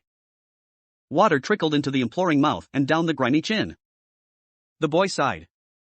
His head fell back, his lower jaw dropping as if he had been surprised by something. A dull blankness slid slowly across his eyes. He was silent. But the noise continued all around, the cries of the wounded men, the cries begging for water and for mother and for death. Horses lying on the ground shrieked, raised their heads, and stabbed randomly toward the sky with their hooves. From the distance, Jonas could hear the thud of cannons. Overwhelmed by pain, he lay there in the fearsome stench for hours, listened to the men and animals die, and learned what warfare meant. Finally, when he knew that he could bear it no longer and would welcome death himself, he opened his eyes and was once again on the bed. The giver looked away, as if he could not bear to see what he had done to Jonas. "Forgive me," he said. 16. Jonas did not want to go back. He didn't want the memories, didn't want the honor, didn't want the wisdom, didn't want the pain. He wanted his childhood again, his scraped knees and ball games. He sat in his dwelling alone, watching through the window, seeing children at play, citizens bicycling home from uneventful days at work, ordinary lives free of anguish because he had been selected, as others before him had, to bear their burden. But the choice was not his. He returned each day to the annex room. The giver was gentle with him for many days following the terrible shared memory of war. "There are so many good memories," the giver reminded Jonas. And it was true. By now Jonas had experienced countless bits of happiness, things he had never known of before. He had seen a birthday party, with one child singled out and celebrated on his day, so that now he understood the joy of being an individual, special and unique and proud. He had visited museums and seen paintings filled with all the colors he could now recognize and name. In one ecstatic memory he had ridden a gleaming brown horse across a field that smelled of damp grass, and had dismounted beside a small stream from which both he and the horse drank cold, clear water. Now he understood about animals, and in the moment that the horse turned from the stream and nudged Jonas's shoulder affectionately with its head, he perceived the bonds between animal and human. He had walked through woods, and sat at night beside a campfire. Although he had through the memories learned about the pain of loss and loneliness, now he gained, too, an understanding of solitude and its joy. "What is your favorite?" Jonas asked the giver. "You don't have to give it away yet," he added quickly. "Just tell me about it, so I can look forward to it, because I'll have to receive it when your job is done." The giver smiled. "Lie down," he said. "I'm happy to give it to you." Jonas felt the joy of it as soon as the memory began. Sometimes it took a while for him to get his bearings, to find his place. But this time he fit right in and felt the happiness that pervaded the memory.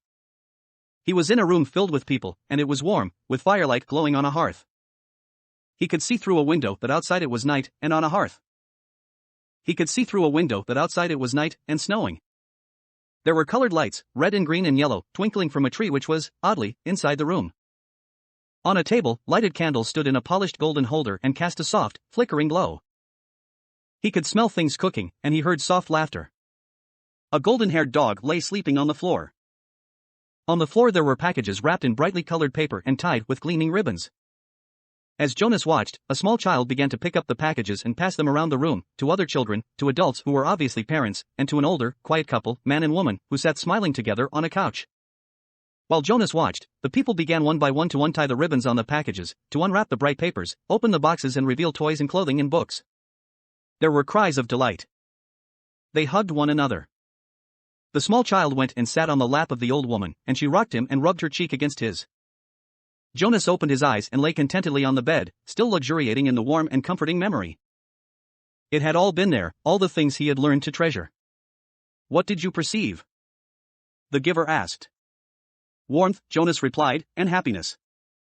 And let me think. Family. That it was a celebration of some sort, a holiday. And something else, I can't quite get the word for it. It will come to you. Who were the old people? Why were they there? It had puzzled Jonas, seeing them in the room. The old of the community did not ever leave their special place, the house of the old, where they were so well cared for and respected. They were called grandparents. Grandparents? Grandparents. It meant parents of the parents, long ago. Back and back and back? Jonas began to laugh. So actually, there could be parents of the parents of the parents of the parents? The giver laughed, too. That's right. It's a little like looking at yourself looking in a mirror looking at yourself looking in a mirror. Jonas frowned. But my parents must have had parents. I never thought about it before. Who are my parents of the parents? Where are they? You could go look in the Hall of Open Records. You'd find the names. But think, son. If you apply for children, then who will be their parents of the parents? Who will be their grandparents? Parents? Who will be their grandparents? My mother and father, of course. And where will they be? Jonas thought. Oh, he said slowly. When I finish my training and become a full adult, I'll be given my own dwelling. And then when Lily does, a few years later, she'll get her own dwelling, and maybe a spouse, and children if she applies for them, and then mother and father, that's right. As long as they're still working and contributing to the community, they'll go and live with the other childless adults. And they won't be part of my life anymore. And after that, when the time comes, they'll go to the house of the old, Jonas went on. He was thinking aloud. And they'll be well cared for and respected, and when they're released, there will be a celebration. Which you won't attend, the giver pointed out. No, of course not, because I won't even know about it. By then I'll be so busy with my own life. And Lily will, too. So our children, if we have them, won't know who their parents of parents are, either. It seems to work pretty well that way, doesn't it? The way we do it in our community? Jonas asked. I just didn't realize there was any other way, until I received that memory. It works, the giver agreed. Jonas hesitated. I certainly liked the memory, though. I can see why it's your favorite. I couldn't quite get the word for the whole feeling of it, the feeling that was so strong in the room. Love, the giver told him. Jonas repeated it. Love. It was a word and concept new to him. They were both silent for a minute. Then Jonas said, Giver? Yes? I feel very foolish saying this. Very, very foolish. No need. Nothing is foolish here. Trust the memories and how they make you feel. Well, Jonas said, looking at the floor, I know you don't have the memory anymore, because you gave it to me, so maybe you won't understand this, I will. I am left with a vague wisp of that one, and I have many other memories of families, and holidays, and happiness. Of love. Jonas blurted out what he was feeling. I was thinking that, well, I can see that it wasn't a very practical way to live, with the old right there in the same place, where maybe they wouldn't be well taken care of, the way they are now, and that we have a better arranged way of doing things. But anyway, I was thinking, feeling, actually, that it was kind of nice, then. And that I wish we could be that way, and that you could be my grandparent. The family in the memory seemed a little more, he faltered, not able to find the word he wanted. A little more complete, the giver suggested. Jonas nodded. I liked the feeling of love, he confessed. He glanced nervously at the speaker on the wall, reassuring himself that no one was listening. I wish we still had that, he whispered. Of course, he added quickly, I do understand that it wouldn't work very well. And that it's much better to be organized the way we are now. I can see that it was a dangerous way to live. What do you mean? Jonas hesitated. He wasn't certain, really, what he had meant. He could feel that there was risk involved, though he wasn't sure how. Well, he said finally, grasping for an explanation, they had fire right there in that room. There was a fire burning in the fireplace. And there were candles on a table. I can certainly see why those things were outlawed. Still, he said slowly, almost to himself, I did like the light they made. And the warmth. Father? Mother? Jonas asked tentatively after the evening meal. I have a question I want to ask you. What is it, Jonas? His father asked. He made himself say the words, though he felt flushed with embarrassment. He had rehearsed them in his mind all the way home from the annex. Do you love me? There was an awkward silence for a moment. Then father gave a little chuckle. Jonas. You, of all people.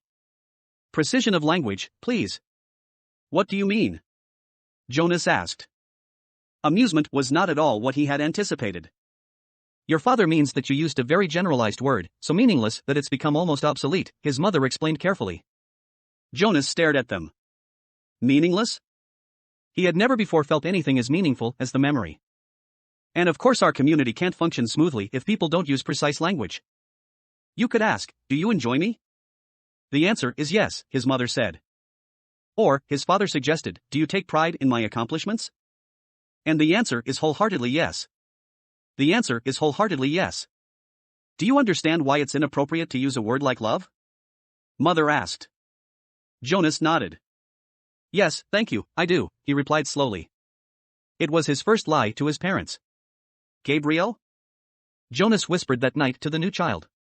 The crib was in his room again. After Gabe had slept soundly in Jonas's room for 4 nights, his parents had pronounced the experiment a success and Jonas a hero. Gabriel was growing rapidly, now crawling and giggling across the room and pulling himself up to stand. He could be upgraded in the nurturing center, father said happily. Now that he slept, he could be officially named and given to his family in December, which was only 2 months away. But when he was taken away, he stopped sleeping again and cried in the night. So he was back in Jonas's sleeping room. They would give it a little more time, they decided. Since Gabe seemed to like it in Jonas's room, he would sleep there at night a little longer, until the habit of sound sleep was fully formed. The nurturers were very optimistic about Gabriel's future. There was no answer to Jonas's whisper. Gabriel was sound asleep. Things could change, Gabe, Jonas went on. Things could be different. I don't know how, but there must be some way for things to be different. There could be colors.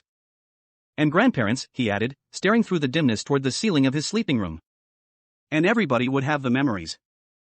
You know about memories, he whispered, turning toward the crib. Gabriel's breathing was even and deep. Jonas liked having him there, though he felt guilty about the secret.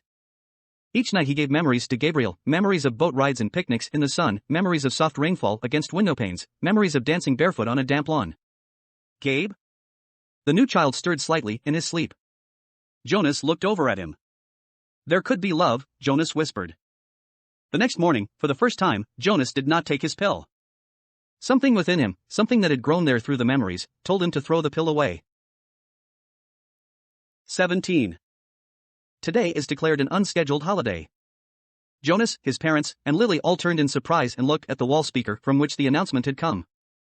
It happened so rarely, and was such a treat for the entire community when it did. Adults were exempted from the day's work, children from school and training and volunteer hours. The substitute laborers, who would be given a different holiday, took over all the necessary tasks, nurturing, food delivery, and care of the old, and the community was free. Jonas cheered and put his homework folder down. He had been about to leave for school. School was less important to him now, and before much more time passed, his formal schooling would end. But still, for 12s, though they had begun their adult training, there were the endless lists of rules to be memorized and the newest technology to be mastered. He wished his parents, sister, and Gabe a happy day, and rode down the bicycle path, looking for Asher. He had not taken the pills, now, for 4 weeks. The stirrings had returned, and he felt a little guilty and embarrassed about the pleasurable dreams that came to him as he slept. But he knew he couldn't go back to the world of no feelings that he had lived in so long. And his new, heightened feelings permeated a greater realm than simply his sleep. Though he knew that his failure to take the pills accounted for some of it, he thought that the feelings came also from the memories. Now he could see all of the colors, and he could keep them, too, so that the trees and grass and bushes stayed green in his vision. Gabriel's rosy cheeks stayed pink, even when he slept. And apples were always red. Now, through the memories, he had seen oceans and mountain lakes and streams that gurgled through woods, and now he saw the familiar wide river beside the path differently. He saw all of the light and color and history it contained and carried in its slow-moving water, and he knew that there was an elsewhere from which it came, and an elsewhere to which it was going. On this unexpected, casual holiday he felt happy, as he always had on holidays, but with a deeper happiness than ever before. Thinking, as he always did, about precision of language, Jonas realized that it was a new depth of feelings that he was experiencing. Somehow they were not at all the same as the feelings that every evening, in every dwelling, every citizen analyzed with endless talk. I felt angry because someone broke the play area rules, Lily had said once, making a fist with her small hand to indicate her fury. Her family, Jonas among them, had talked about the possible reasons for rule-breaking and the need for understanding and patience until Lily's fist had relaxed and her anger was gone. But Lily had not felt anger, Jonas realized now. Shallow impatience and exasperation, that was all Lily had felt. He knew that with certainty because now he knew what anger was. Now he had, in the memories, experienced injustice and cruelty, and he had reacted with rage that welled up so passionately inside him that the thought of discussing it calmly at the evening meal was unthinkable. I felt sad today, he had heard his mother say, and they had comforted her. But now Jonas had experienced real sadness. He had felt grief. He knew that there was no quick comfort for emotions like those. These were deeper and they did not need to be told. They were felt. Today, he felt happiness. Asher. He spied his friend's bicycle leaning against a tree at the edge of the playing field. Nearby, other bikes were strewn about on the ground. On a holiday, the usual rules of order could be disregarded. He skidded to a stop and dropped his own bike beside the others. "Hey, Ash!" he shouted, looking around. There seemed to be no one in the play area. "Where are you?" "Shiu." A child's voice, coming from behind a nearby bush, made the sound. "Pow! Pow! Pow!" A female 11 named Tanya staggered forward from where she had been hiding. Dramatically she clutched her stomach and stumbled about in a zigzag pattern, groaning. "You got me!" she called, and fell to the ground, grinning. Blam! Jonas, standing on the side of the playing field, recognized Asher's voice. He saw his friend, aiming an imaginary weapon in his hand, dart from behind one tree to another. Blam! "You're in my line of ambush, Jonas. Jonas. Watch out." Jonas stepped back. He moved behind Asher's bike and knelt so that he was out of sight. It was a game he had often played with the other children, a game of good guys and bad guys, a harmless pastime that used up their contained energy and ended only when they all lay posed in freakish postures on the ground. He had never recognized it before as a game of war. Attack! The shout came from behind the small storehouse where play equipment was kept. 3 children dashed forward, their imaginary weapons in firing position. From the opposite side of the field came an opposing shout, "Counterattack!" From the opposite side of the field came an opposing shout, "Counterattack!" From their hiding places a horde of children, Jonas recognized Fiona in the group, emerged, running in a crouched position, firing across the field. Several of them stopped, grabbed their own shoulders and chests with exaggerated gestures, and pretended to be hit. They dropped to the ground and lay suppressing giggles. Feelings surged within Jonas. He found himself walking forward into the field. "You're hit, Jonas!" Asher yelled from behind the tree. "Pow! You're hit again!" Jonas stood alone in the center of the field. Several of the children raised their heads and looked at him uneasily.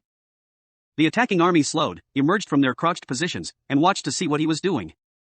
In his mind, Jonas saw again the face of the boy who had lain dying on a field and had begged him for water. He had a sudden choking feeling, as if it were difficult to breathe. One of the children raised an imaginary rifle and made an attempt to destroy him with a firing noise. "See!" Then they were all silent, standing awkwardly, and the only sound was the sound of Jonas's shuddering breaths. He was struggling not to cry. Gradually, when nothing happened, nothing changed, the children looked at each other nervously and went away. He heard the sounds as they righted their bicycles and began to ride down the path that led from the field. Only Asher and Fiona remained. "What's wrong, Jonas?" "It was only a game," Fiona said. "You ruined it," Asher said in an irritated voice. "Don't play it anymore," Jonas pleaded. "I'm the one who's training for assistant recreation director," Asher pointed out angrily. "Games aren't your area of expertness." "Expertise," Jonas corrected him automatically. "Whatever. You can't say what we play, even if you are going to be the new receiver." Asher looked warily at him. "I apologize for not paying you the respect you deserve," he mumbled. "Asher," Jonas said. He was trying to speak carefully, and with kindness, to say exactly what he wanted to say. "You had no way of knowing this. I didn't know it myself until recently. But it's a cruel game. In the past, I said I apologize, Jonas." Jonas sighed. It was no use. Of course Asher couldn't understand. "I accept your apology, Asher," he said wearily. "Do you want to go for a ride along the river, Jonas?" Fiona asked, biting her. "Do you want to go for a ride along the river, Jonas?" Fiona asked, biting her lip with nervousness. Jonas looked at her. She was so lovely. For a fleeting instant he thought he would like nothing better than to ride peacefully along the river path, laughing and talking with his gentle female friend.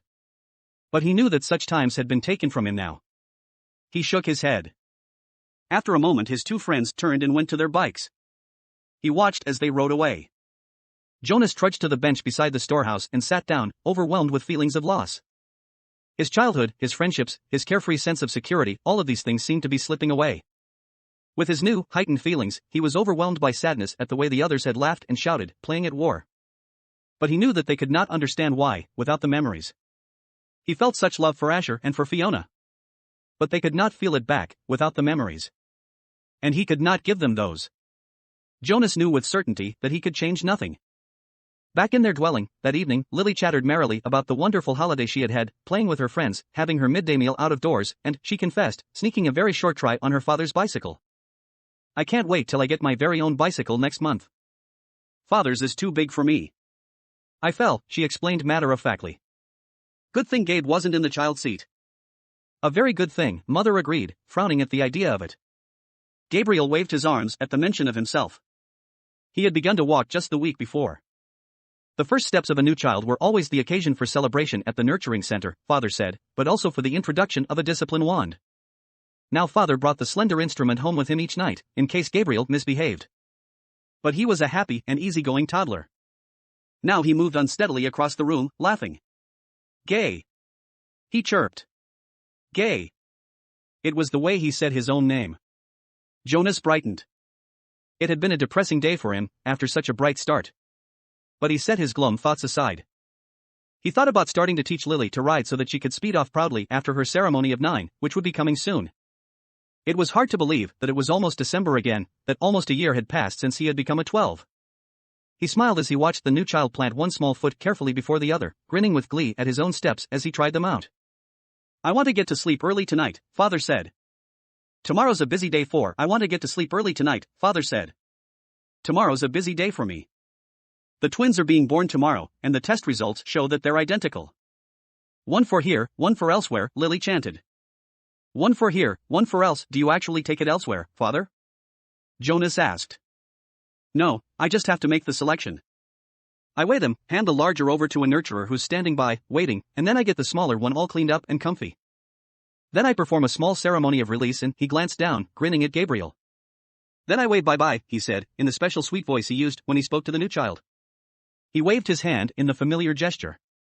Gabriel giggled and waved bye-bye back to him. And somebody else comes to get him? Somebody from elsewhere? That's right, Jonas Bonus. Jonas rolled his eyes in embarrassment that his father had used the silly pet name. Lily was deep in thought. What if they give the little twin a name elsewhere, a name like, oh, maybe Jonathan? And here, in our community, at his naming, the twin that we kept here is given the name Jonathan, and then there would be 2 children with the same name, and they would look exactly the same, and someday, maybe when they were a 6, one group of 6s would go to visit another community on a bus, and there in the other community, in the other group of 6s, would be a Jonathan who was exactly the same as the other Jonathan, and then maybe they would get mixed up and take the wrong Jonathan home, and maybe his parents wouldn't notice, and then, she paused for breath. Lily, Mother said, I have a wonderful idea. Maybe when you become a 12, they'll give you the assignment of storyteller. I don't think we've had a storyteller in the community for a long time. But if I were on the committee, I would definitely choose you for that job. Lily grinned. I have a better idea for one more story, she announced. What if actually we were all twins and didn't know it, and so elsewhere there would be another Lily, and another Jonas, and another Father, and another Asher, and another Chief Elder, and another, Father groaned. Lily, he said. It's bedtime. 18. Giver, Jonas asked the next afternoon, do you ever think about release? Do you mean my own release, or just the general topic of release? Both, I guess. I should have been more precise. But I don't know exactly what I meant. Sit back up. No need to lie down while we're talking. Jonas, who had already been stretched out on the bed when the question came to his mind, sat back up. I guess I do think about it occasionally, the giver said. I think about my own release when I'm in an awful lot of pain. I wish I could put in a request for it, sometimes. But I'm not permitted to do that until the new receiver is trained. Me, Jonas said in a dejected voice. He was not looking forward to the end of the training, when he would become the new receiver. It was clear to him what a terribly difficult and lonely life it was, despite the honor. I can't request release either, Jonas pointed out. It was in my rules. The giver laughed harshly. I know that.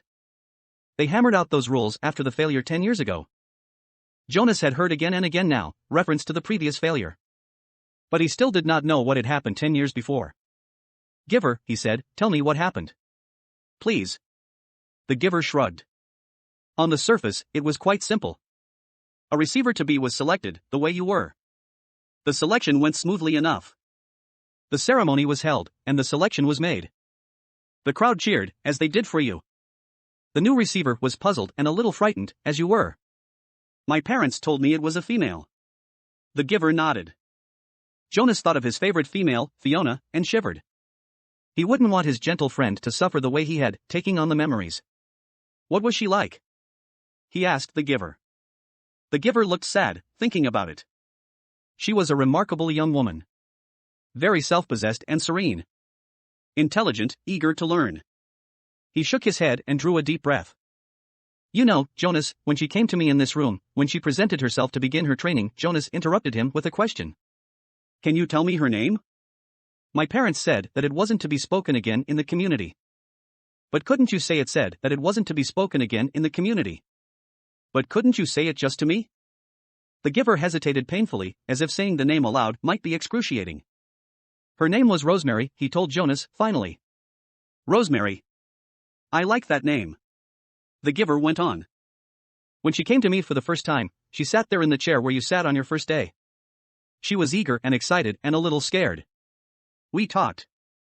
I tried to explain things as well as I could. The way you did to me.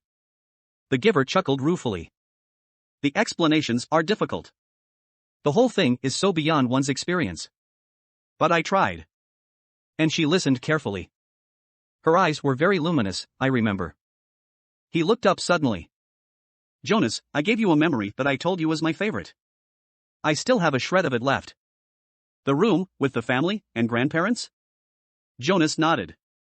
Of course he remembered. Yes, he said. It had that wonderful feeling with it. You told me it was love. You can understand, then, that that's what I felt for Rosemary, the giver explained. I loved her. I feel it for you, too, he added. What happened to her? Jonas asked. Her training began. She received well, as you do. She was so enthusiastic. So delighted to experience new things. I remember her laughter, his voice faltered and trailed off. What happened?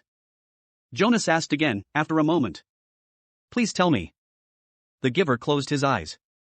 It broke my heart, Jonas, to transfer pain to her. But it was my job. It was what I had to do, the way I've had to do it to you. The room was silent. Jonas waited. Finally the giver continued. 5 weeks. That was all. I gave her happy memories, a ride on a merry-go-one round, a kitten to play with, a picnic. Sometimes I chose one just because I knew it would make her laugh, and I so treasured the sound of that laughter in this room that had always been so silent. But she was like you, Jonas. She wanted to experience everything. She knew that it was her responsibility. And so she asked me for more difficult memories. Jonas held his breath for a moment. You didn't give her war, did you? Not after just 5 weeks? The giver shook his head and sighed. No. And I didn't give her physical pain. But I gave her loneliness. And I gave her loss. I transferred a memory of a child taken from its parents. That was the first one. She appeared stunned at its end. End. Jonas swallowed. Rosemary and her laughter had begun to seem real to him, and he pictured her looking up from the bed of memories, shocked. The giver continued. I backed off, gave her more little delights. But everything changed once she knew about pain. I could see it in her eyes. She wasn't brave enough? Jonas suggested. The giver didn't respond to the question. She insisted that I continue, that I not spare her. She said it was her duty. And I knew, of course, that she was correct. I couldn't bring myself to inflict physical pain on her. But I gave her anguish of many kinds. Poverty, and hunger, and terror. I had to, Jonas. It was my job. And she had been chosen. The giver looked at him imploringly. Jonas stroked his hand. Finally one afternoon, we finished for the day. It had been a hard session. I tried to finish as I do with you, by transferring something happy and cheerful. But the times of laughter were gone by then. She stood up very silently, frowning, as if she were making a decision. Then she came over to me and put her arms around me. She kissed my cheek. As Jonas watched, the giver stroked his own cheek, recalling the touch of Rosemary's lips 10 years before. She left here that day, left this room, and did not go back to her dwelling. I was notified by the speaker that she had gone directly to the chief elder and asked to be released. But it's against the rules. The receiver in training can't apply for rel, it's in your rules, Jonas. But it wasn't in hers. She asked for release, and they had to give it to her. I never saw her again. So that was the failure, Jonas thought. It was obvious that it saddened the giver very deeply. But it didn't seem such a terrible thing, after all. And he, Jonas, would never have done it, never have requested release, no matter how difficult his training became. The giver needed a successor, and he had been chosen. A thought occurred to Jonas. Rosemary had been released very early in her training. What if something happened to him, Jonas? He had a whole year's worth of memories now. Giver, he asked, I can't request release, I know that. But what if something happened, an accident? What if I fell into the river like the little four, Caleb, did? Well, that doesn't make sense, because I'm a good swimmer. But what if I couldn't swim, and fell into the river and was lost? Then there wouldn't be a new receiver, but you would already have given away an awful lot of important memories, so even though they would select a new receiver, the memories would be gone except for the shreds that you have left of them? And then what if would be gone except for the shreds that you have left of them? And then what if, he started to laugh, suddenly. I sound like my sister, Lily, he said, amused at himself. The giver looked at him gravely. You just stay away from the river, my friend, he said. The community lost Rosemary after 5 weeks and it was a disaster for them. I don't know what the community would do if they lost you. Why was it a disaster? I think I mentioned to you once, the giver reminded him, that when she was gone, the memories came back to the people. If you were to be lost in the river, Jonas, your memories would not be lost with you. Memories are forever. Rosemary had only those 5 weeks worth, and most of them were good ones. But there were those few terrible memories, the ones that had overwhelmed her. For a while they overwhelmed the community. All those feelings. They'd never experienced that before. I was so devastated by my own grief at her loss, and my own feeling of failure, that I didn't even try to help them through it. I was angry, too. The giver was quiet for a moment, obviously thinking. You know, he said, finally, if they lost you, with all the training you've had now, they'd have all those memories again themselves. Jonas made a face. They'd hate that. They certainly would. They wouldn't know how to deal with it at all. The only way I deal with it is by having you there to help me, Jonas pointed out with a sigh. The giver nodded. I suppose, he said slowly, that you could what? The giver was still deep in thought. After a moment, he said, if you floated off in the river, I suppose I could help the whole community the way I've helped you. It's an interesting concept. I need to think about it some more. Maybe we'll talk about it again sometime. But not now. I'm glad you're a good swimmer, Jonas. But stay away from the river. He laughed a little, but the laughter was not lighthearted. His thoughts seemed to be elsewhere, and his eyes were very troubled. 19. Jonas glanced at the clock. There was so much work to be done, always, that he and the giver seldom simply sat and talked, the way they just had. I'm sorry that I wasted so much time with my questions, Jonas said. I was only asking about release, because my father is releasing a new child today. A twin. He has to select one and release the other one. They do it by weight. Jonas glanced at the clock. Actually, I suppose he's already finished. I think it was this morning. The giver's face took on a solemn look. I wish they wouldn't do that, he said quietly, almost to himself. Well, they can't have two identical people around. Think how confusing it would be. Jonas chuckled. I wish I could watch, he added, as an afterthought. He liked the thought of seeing his father perform the ceremony, and making the little twin clean and comfy. His father was such a gentle man. You can watch, the giver said. No, Jonas told him. They never let children watch.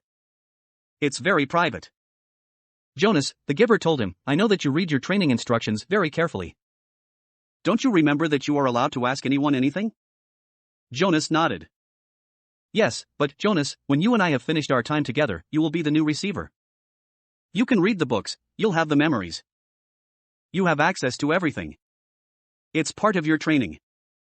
If you want to watch a release, you have simply to ask. Jonas shrugged. Well, maybe I will, then. But it's too late for this one. I'm sure it was this morning. The giver told him, then, something he had not known. All private ceremonies are recorded. They're in the Hall of Closed Records. Do you want to see this morning's release? Jonas hesitated. He was afraid that his father wouldn't like it if he watched something so private. I think you should, the giver told him firmly. All right, then, Jonas said. Tell me how. The giver rose from his chair, went to the speaker on the wall, and clicked the switch from off to on. The voice spoke immediately. Yes, receiver. How may I help you? I would like to see this morning's release of the twin. One moment, receiver. Thank you for your instructions. Jonas watched the video screen above the row of switches. Its blank face began to flicker with zigzag lines, then some numbers appeared, followed by the date and time. He was astonished and delighted that this was available to him, and surprised that he had not known. Suddenly he could see a small windowless room empty except for a bed, a table with some equipment on it. Jonas recognized a scale, he had seen them before, when he'd been doing volunteer hours at the nurturing center, and a cupboard. He could see pale carpeting on the floor. It's just an ordinary room, he commented. I thought maybe they'd have it in the auditorium, so that everybody could come. All the old go to ceremonies of release. But I suppose that when it's just a newborn, they don't shoo, the giver said, his eyes on the screen. Jonas's father, wearing his nurturing uniform, entered the room, cradling a tiny new child wrapped in a soft blanket in his arms. A uniformed woman followed through the door, carrying a second new child wrapped in a similar blanket. That's my father. Jonas found himself whispering, as if he might wake the little ones if he spoke aloud.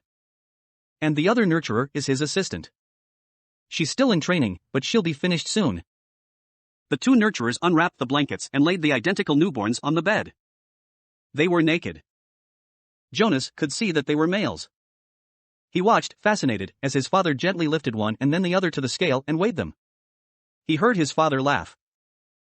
Good, his father said to the woman. I thought for a moment that they might both be exactly the same. Then we'd have a problem. But this one, he handed one, after rewrapping it, to his assistant, is 6 pounds even. So you can clean him up and dress him and take him over to the center. The woman took the new child and left through the door she had entered. Jonas watched as his father bent over the squirming new child on the bed. And you, little guy, you're only 5 pounds 10 ounces. A shrimp. That's the special voice he uses with Gabriel, Jonas remarked, smiling. Watch, the giver said. Now he cleans him up and makes him comfy, Jonas told him. He told me. Be quiet, Jonas, the giver commanded in a strange voice. Watch. Obediently Jonas concentrated on the screen, waiting for what would happen. Obediently Jonas concentrated on the screen, waiting for what would happen next.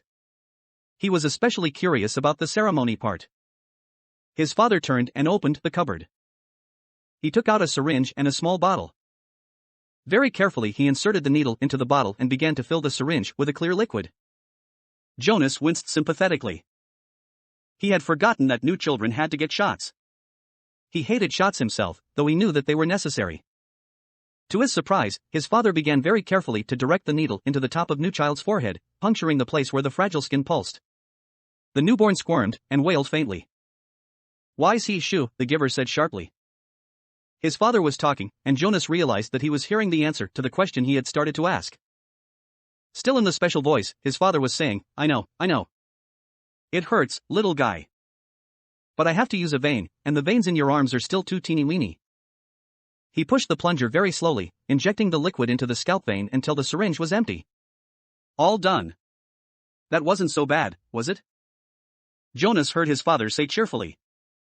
He turned aside and dropped the syringe into a waste receptacle. Now he cleans him up and makes him comfy, Jonas said to himself, aware that the giver didn't want to talk during the little ceremony. As he continued to watch, the new child, no longer crying, moved his arms and legs in a jerking motion. Then he went limp. His head fell to the side, his eyes half open.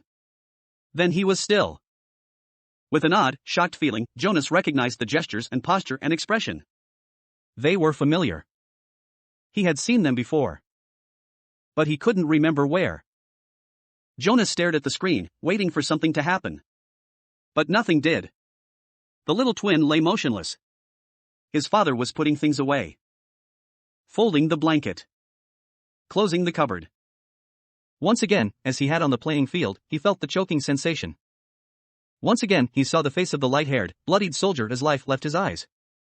The memory came back. He killed it. My father killed it. Jonas said to himself, stunned at what he was realizing. He continued to stare at the screen numbly. His father tidied the room. Then he picked up a small carton that lay waiting on the floor, set it on the bed, and lifted the limp body into it. He placed the lid on tightly. He picked up the carton and carried it to the other side of the room. He picked up the carton and carried it to the other side of the room. He opened a small door in the wall. Jonas could see darkness behind the door. It seemed to be the same sort of chute into which trash was deposited at school. His father loaded the carton containing the body into the chute and gave it a shove. "Bye-bye, little guy," Jonas heard his father say before he left the room. Then the screen went blank. The giver turned to him. "Quite calmly," he related, "when the speaker notified me that Rosemary had applied for release, they turned on the tape to show me the process. There she was, my last glimpse of that beautiful child, waiting. They brought in the syringe and asked her to roll up her sleeve. You suggested, Jonas, that perhaps she wasn't brave enough? I don't know about bravery, what it is, what it means. I do know that I sat here numb with horror. Wretched with helplessness. And I listened as Rosemary told them that she would prefer to inject herself. Then she did so. I didn't watch. I looked away." The giver turned to him. "Well, there you are, Jonas. You were wondering about release," he said in a bitter voice. Jonas felt a ripping sensation inside himself, the feeling of terrible pain clawing its way forward to emerge in a cry. 20. I won't go home. You can't make me. Jonas sobbed and shouted and pounded the bed with his fists. "Sit up, Jonas," the giver told him firmly. Jonas obeyed him. Weeping, shuddering, he sat on the edge of the bed. He would not look at the giver. "You may stay here tonight. I want to talk to you. But you must be quiet now, while I notify your family unit. No one must hear you cry." Jonas looked up wildly. No one heard that little twin cry, either. No one but my father. He collapsed in sobs again. The giver waited silently.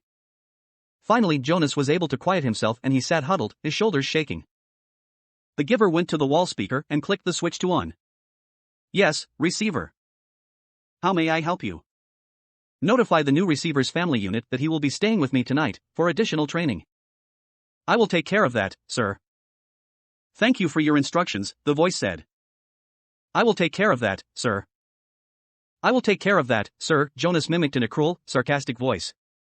"I will do whatever you like, sir. I will kill people, sir." "Old people? Small newborn people? I'd be happy to kill them, sir."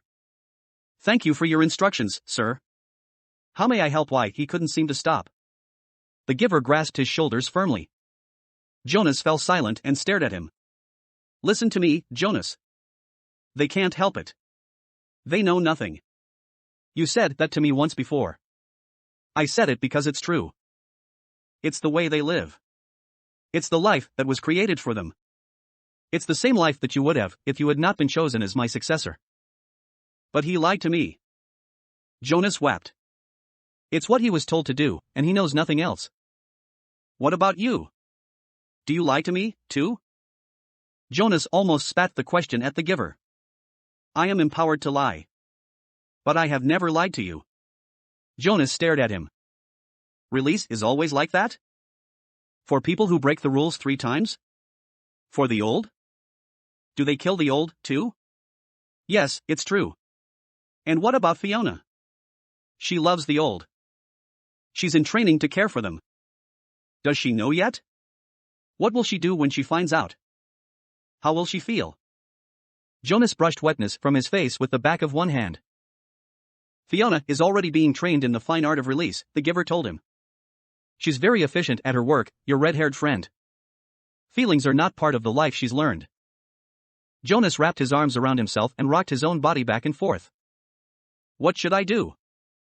I can't go back. I can't." The giver stood up. "First, I will order our evening meal. Then we will eat. Jonas found himself using the nasty, sarcastic voice again. Then we'll have a sharing of feelings? The giver gave a rueful, anguished, empty laugh. Jonas, you and I are the only ones who have feelings.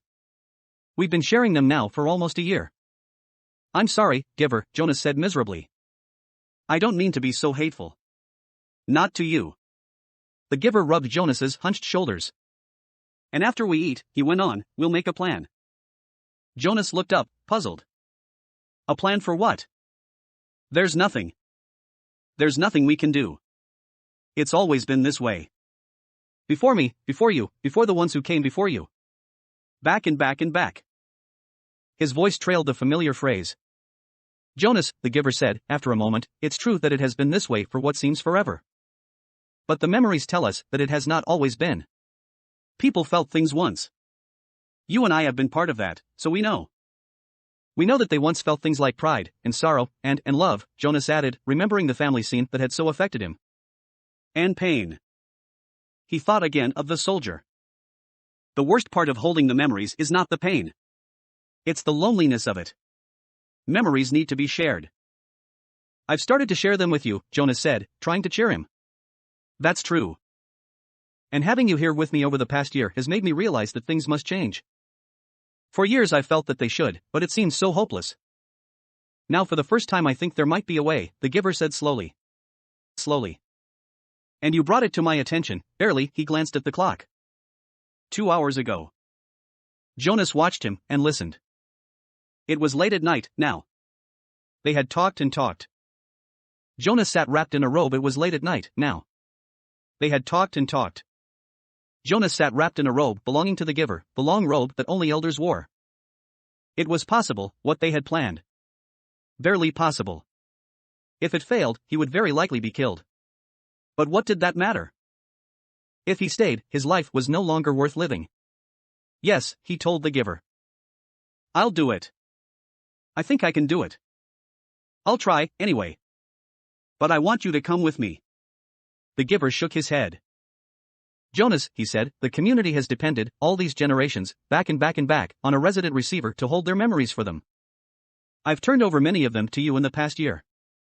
And I can't take them back. There's no way for me to get them back if I have given them.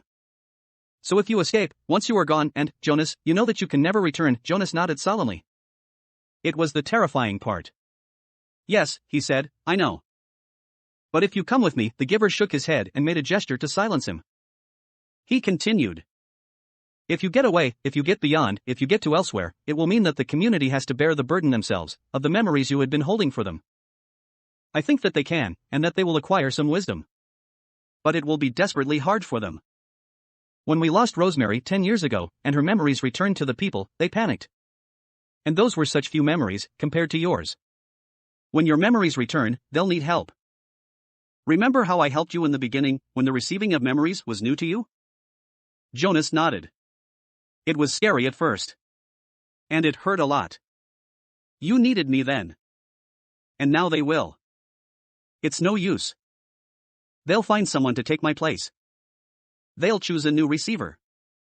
There's no one ready for training, not right away. Oh, they'll speed up the selection, of course. But I can't think of another child who has the right qualities. There's a little female with pale eyes.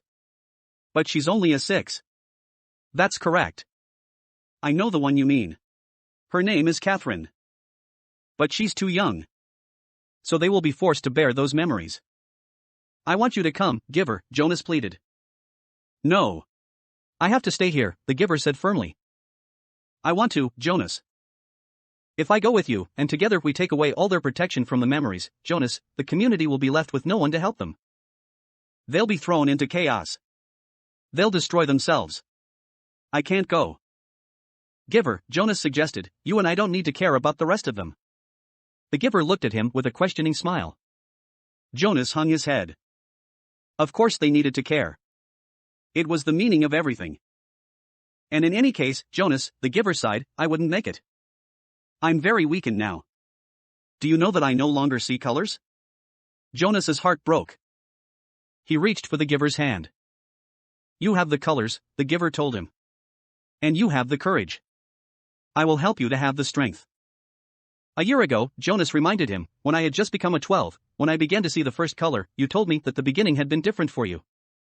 But that I wouldn't understand. The giver brightened. That's true. And do you know, Jonas, that with all your knowledge now, with all your memories, with all you've learned, still you won't understand? Because I've been a little selfish. I haven't given any of it to you. I wanted to keep it for myself to the last. Keep what? When I was just a boy, younger than you, it began to come to me. But it wasn't the seeing beyond for me. It was different. For me, it was hearing, beyond. Jonas frowned, trying to figure that out. What did you hear? He asked. Music, the giver said, smiling.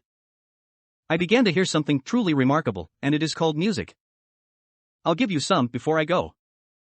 Jonas shook his head emphatically. No, giver, he said. I want you to keep that, to have with you, when I'm gone. Jonas went home the next morning, cheerfully greeted his parents, and lied easily about what a busy, pleasant night he had had. His father smiled and lied easily, too, about his busy and pleasant day the day before. Throughout the school day, as he did his lessons, Jonas went over the plan in his head. It seemed startlingly simple. Jonas and the giver had gone over it, late into the night hours. For the next 2 weeks, as the time for the December ceremony approached, the giver would transfer every memory of courage and strength that he could to Jonas. He would need those to help him find the elsewhere that they were both sure existed. They knew it would be a very difficult journey. Then, in the middle of the night before the ceremony, Jonas would secretly leave his dwelling. This was probably the most dangerous part, because it was a violation of a major rule for any citizen not on official business to leave a dwelling at night. I'll leave at midnight, Jonas said. The food collectors will be finished picking up the evening meal remains by then, and the path maintenance crews don't start their work that early. So there won't be anyone to see me, unless of course someone is out on emergency business. I don't know what you should do if you are seen, Jonas, the giver had said. I have memories, of course, of all kinds of escapes. People fleeing from terrible things throughout history. But every situation is individual. There is no memory of one like this. I'll be careful, Jonas said. No one will see me. As receiver in training, you're held in very high respect already. So I think you wouldn't be questioned very forcefully. I'd just say I was on some important errand for the receiver. I'd say it was all your fault that I was out after hours, Jonas teased. They both laughed a little nervously. But Jonas was certain that he could slip away, unseen, from his house, carrying an extra set of clothing. Silently he would take his bicycle to the riverbank and leave it there hidden in bushes with the clothing folded beside it. Then he would make his way through the darkness, on foot, silently, to the annex. There's no nighttime attendant, the giver explained. I'll leave the door unlocked. You simply slip into the room. I'll be waiting for you. His parents would discover, when they woke, that he was gone. They would also find a cheerful note from Jonas on his bed, telling them that he was going for an early morning ride along the river, that he would be back for the ceremony. His parents would be irritated but not alarmed. They would think him inconsiderate and they would plan to chastise him, later. They would wait, with mounting anger, for him. Finally they would be forced to go, taking Lily to the ceremony without him. They won't say anything to anyone, though, Jonas said, quite certain. They won't call attention to my rudeness because it would reflect on their parenting. And anyway, everyone is so involved in the ceremony that they probably won't notice that I'm not there. Now that I'm a 12 and in training, I don't have to sit with my age group anymore. So Asher will think I'm with my parents, or with you, and your parents will assume you're with Asher, or with me, and your parents will assume you're with Asher, or with me, Jonas shrugged. It will take everyone a while to realize that I'm not there at all. And you and I will be long on our way by then. In the early morning, the giver would order a vehicle and driver from the speaker. He visited the other communities frequently, meeting with their elders. His responsibilities extended over all the surrounding areas. So this would not be an unusual undertaking. Ordinarily, the giver did not attend the December ceremony. Last year he had been present because of the occasion of Jonas's selection, in which he was so involved. But his life was usually quite separate from that of the community. No one would comment on his absence, or on the fact that he had chosen this day to be away. When the driver and vehicle arrived, the giver would send the driver on some brief errand. During his absence, the giver would help Jonas hide in the storage area of the vehicle. He would have with him a bundle of food which the giver would save from his own meals during the next 2 weeks. The ceremony would begin, with all the community there, and by then Jonas and the giver would be on their way. By midday Jonas's absence would become apparent, and would be a cause for serious concern. The ceremony would not be disrupted, such a disruption would be unthinkable. But searchers would be sent out into the community. By the time his bicycle and clothing were found, the giver would be returning. Jonas, by then, would be on his own, making his journey elsewhere. The giver, on his return, would find the community in a state of confusion and panic. Confronted by a situation which they had never faced before, and having no memories from which to find either solace or wisdom, they would not know what to do and would seek his advice. He would go to the auditorium where the people would be gathered, still. He would stride to the stage and command their attention. He would make the solemn announcement that Jonas had been lost in the river. He would immediately begin the ceremony of loss. Jonas, Jonas, they would say loudly, as they had once said the name of Caleb. The giver would lead the chant. Together they would let Jonas's presence in their lives fade away as they said his name in unison more slowly, softer and softer, until he was disappearing from them, until he was no more than an occasional murmur and then, by the end of the long day, gone forever, not to be mentioned again. Their attention would turn to the overwhelming task of bearing the memories themselves. The giver would help them. Themselves. The giver would help them. Yes, I understand that they'll need you, Jonas had said at the end of the lengthy discussion and planning. But I'll need you, too. Please come with me. He knew the answer even as he made the final plea. My work will be finished, the giver had replied gently, when I have helped the community to change and become whole. I'm grateful to you, Jonas, because without you I would never have figured out a way to bring about the change. But your role now is to escape. And my role is to stay. But don't you want to be with me, giver? Jonas asked sadly. The giver hugged him. I love you, Jonas, he said. But I have another place to go. When my work here is finished, I want to be with my daughter. Jonas had been staring glumly at the floor. Now he looked up, startled. I didn't know you had a daughter, giver. You told me that you'd had a spouse. But I never knew about your daughter. The giver smiled and nodded. For the first time in their long months together, Jonas saw him look truly happy. Her name was Rosemary, the giver said. 21. It would work. They could make it work, Jonas told himself again and again throughout the day. But that evening everything changed. All of it, all the things they had thought through so meticulously, fell apart.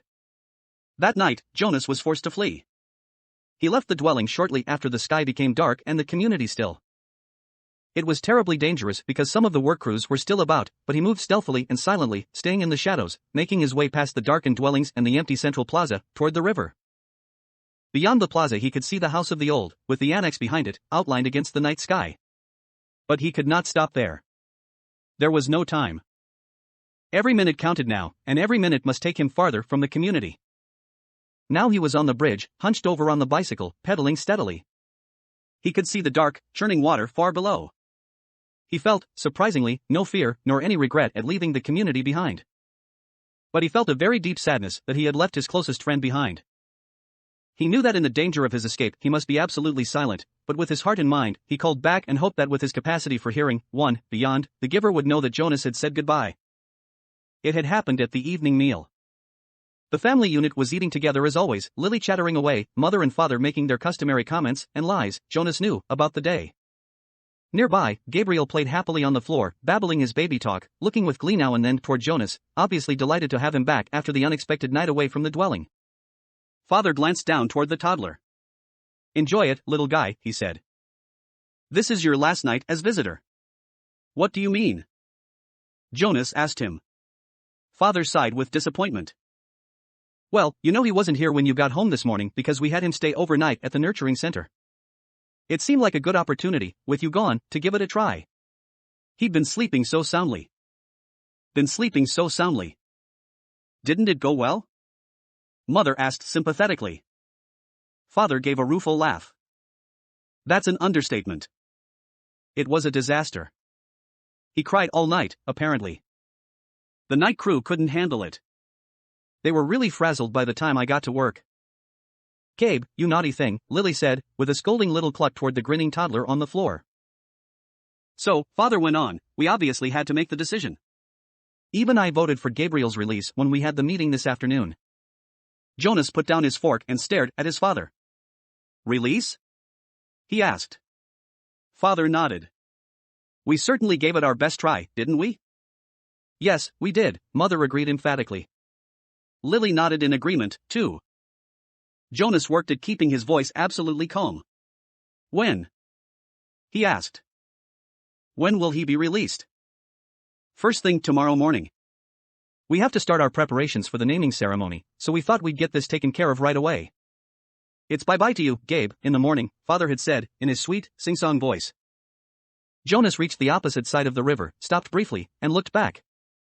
The community where his entire life had been lived lay behind him now, sleeping. At dawn, the orderly, disciplined life he had always known would continue again, without him. The life where nothing was ever unexpected. Or inconvenient. Or unusual. The life without color, pain, or past. He pushed firmly again at the pedal with his foot and continued riding along the road. It was not safe to spend time looking back. He thought of the rules he had broken so far, enough that if he were caught, now, he would be condemned. First, he had left the dwelling at night. A major transgression. Second, he had robbed the community of food, a very serious crime, even though what he had taken was leftovers, set out on the dwelling doorsteps for collection. Third, he had stolen his father's bicycle. He had hesitated for a moment, standing beside the bike port in the darkness, not wanting anything of his father's and uncertain, as well, whether he could comfortably ride the larger bike when he was so accustomed to his own. But it was necessary because it had the child's seat attached to the back. And he had taken Gabriel, too. He could feel the little head nudge his back, bouncing gently against him as he rode. Gabriel was sleeping soundly, strapped into the seat. Before he had left the dwelling, he had laid his hands firmly on Gabe's back and transmitted to him the most soothing memory he could, a slow swinging hammock under palm trees on an island someplace, at evening, with a rhythmic sound of languid water lapping hypnotically against a beach nearby. As the memory seeped from him into the new child, he could feel Gabe's sleep ease and deepen. There had been no stir at all when Jonas lifted him from the crib and placed him gently into the molded seat. He knew that he had the remaining hours of night before they would be aware of his escape. So he rode hard, steadily, willing himself not to tire as the minutes and miles passed. There had been no time to receive the memories he and the giver had counted on, of strength and courage. So he relied on what he had, and hoped it would be enough. He circled the outlying communities, their dwellings dark. Gradually, the distances between communities widened, with longer stretches of empty road. His legs ached at first, then, as time passed, they became numb. At dawn Gabriel began to stir. They were in an isolated place, fields on either side of the road were dotted with thickets of trees here and there. He saw a stream, and made his way to it across a rutted, bumpy meadow. Gabriel, wide awake now, giggled as the bicycle jolted him up and down. Jonas unstrapped Gabe, lifted him from the bike, and watched him investigate the grass and twigs with delight. Carefully he hid the bicycle in thick bushes. Morning meal, Gabe. He unwrapped some of the food and fed them both. Then he filled the cup he had brought with water from the stream and held it for Gabriel to drink. He drank thirstily himself, and sat by the stream, watching the new child play. He was exhausted. He knew he must sleep, resting his own muscles and preparing himself for more hours on the bicycle. It would not be safe to travel in daylight. They would be looking for him soon. He found a place deeply hidden in the trees, took the new child there, and lay down, holding Gabriel in his arms.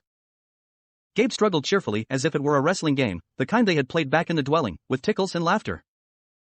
Sorry, Gabe, Jonas told him. I know it's morning, and I know you just woke up. But we have to sleep now. He cuddled the small body close to him, and rubbed the little back. He murmured to Gabriel soothingly. Then he pressed his hands firmly and murmured to Gabriel soothingly. Then he pressed his hands firmly and transmitted a memory of deep, contented exhaustion. Gabriel's head nodded, after a moment, and fell against Jonas's chest. Together, the fugitives slept through the first dangerous day. The most terrifying thing was the plains. By now, days had passed, Jonas no longer knew how many. The journey had become automatic, the sleep by days, hidden in underbrush and trees, the finding of water, the careful division of scraps of food, augmented by what he could find in the fields. And the endless miles on the bicycle by night. His leg muscles were taut now. They ached when he settled himself to sleep. But they were stronger, and he stopped now less often to rest. Sometimes he paused and lifted Gabriel down for a brief bit of exercise, running down the road or through a field together in the dark. But always, when he returned, strapped the uncomplaining toddler into the seat again, and remounted, his legs were ready. So he had enough strength of his own, and had not needed what the giver might have provided, had there been time. But when the planes came, he wished that he could have received the courage. He knew they were search planes. They flew so low that they woke him with the noise of their engines, and sometimes, looking out and up fearfully from the hiding places, he could almost see the faces of the searchers. He knew that they could not see color, and that their flesh, as well as Gabriel's light golden curls, would be no more than smears of gray against the colorless foliage. But he remembered from his science and technology studies at school that the search planes used heat-seeking devices which could identify body warmth and would hone in on two humans huddled in shrubbery. So always, when he heard the aircraft sound, he reached to Gabriel and transmitted memories of snow, keeping some for himself. Together they became cold, and when the planes were gone, they would shiver, holding each other, until sleep came again.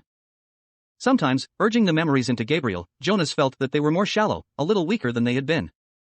It was what he had hoped, and what he and the giver had planned, that as he moved away from the community, he would shed the memories and leave them behind for the people. But now, when he needed them, when the planes came, he tried hard to cling to what he still had, of cold, and to use it for their survival. Usually the aircraft came by day, when they were hiding. But he was alert at night, too, on the road, always listening intently for the sound of the engines. Night, too, on the road, always listening intently for the sound of the engines. Even Gabriel listened, and would call out, "Plane! Plane!" Sometimes before Jonas had heard the terrifying noise. When the aircraft searchers came, as they did occasionally, during the night as they rode, Jonas sped to the nearest tree or bush, dropped to the ground, and made himself and Gabriel cold. But it was sometimes a frighteningly close call. As he pedaled through the nights, through isolated landscape now, with the communities far behind and no sign of human habitation around him or ahead, he was constantly vigilant, looking for the next nearest hiding place should the sound of engines come. But the frequency of the planes diminished. They came less often, and flew, when they did come, less slowly, as if the search had become haphazard and no longer hopeful. Finally there was an entire day and night when they did not come at all. 22. Now the landscape was changing.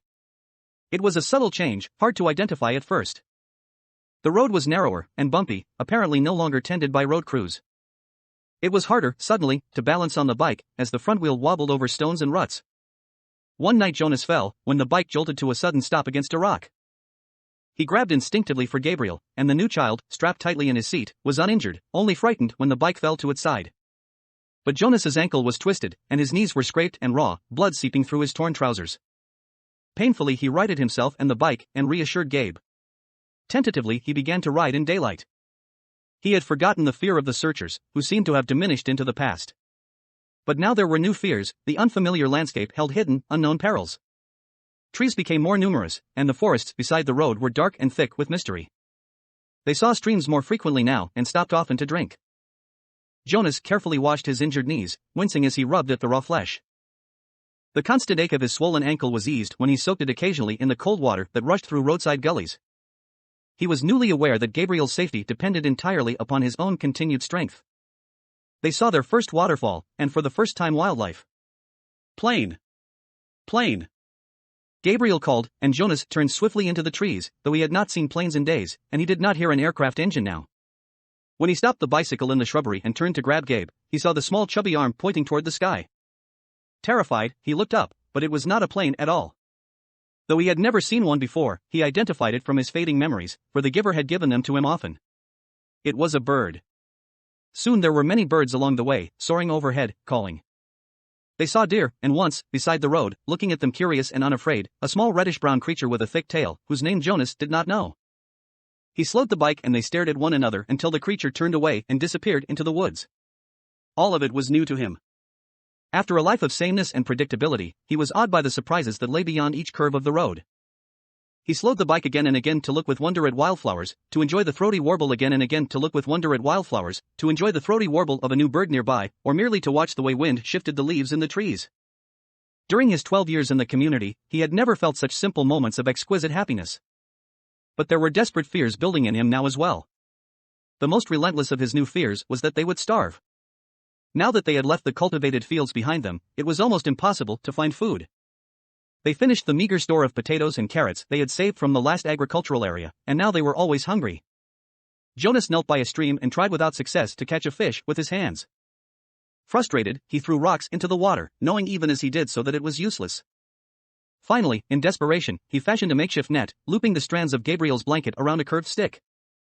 After countless tries, the net yielded 2 flopping silvery fish. Methodically Jonas hacked them to pieces with a sharp rock and fed the raw shreds to himself and to Gabriel. They ate some berries, and tried without success to catch a bird. At night, while Gabriel slept beside him, Jonas lay awake, tortured by hunger, and remembered his life in the community where meals were delivered to each dwelling every day. He tried to use the flagging power of his memory to recreate meals, and managed brief, tantalizing fragments, banquets with huge roasted meats, birthday parties with thick frosted cakes, and lush fruits picked and eaten, warmed and dripping, from trees. But when the memory glimpses subsided, he was left with the gnawing, painful emptiness. Jonas remembered, suddenly and grimly, the time in his childhood when he had been chastised for misusing a word. The word had been starving. You have never been starving, he had been told. You will never be starving. Now he was. If he had stayed in the community, he would not be. It was as simple as that. Once he had yearned for choice. Then, when he had had a choice, he had made the wrong one, the choice to leave.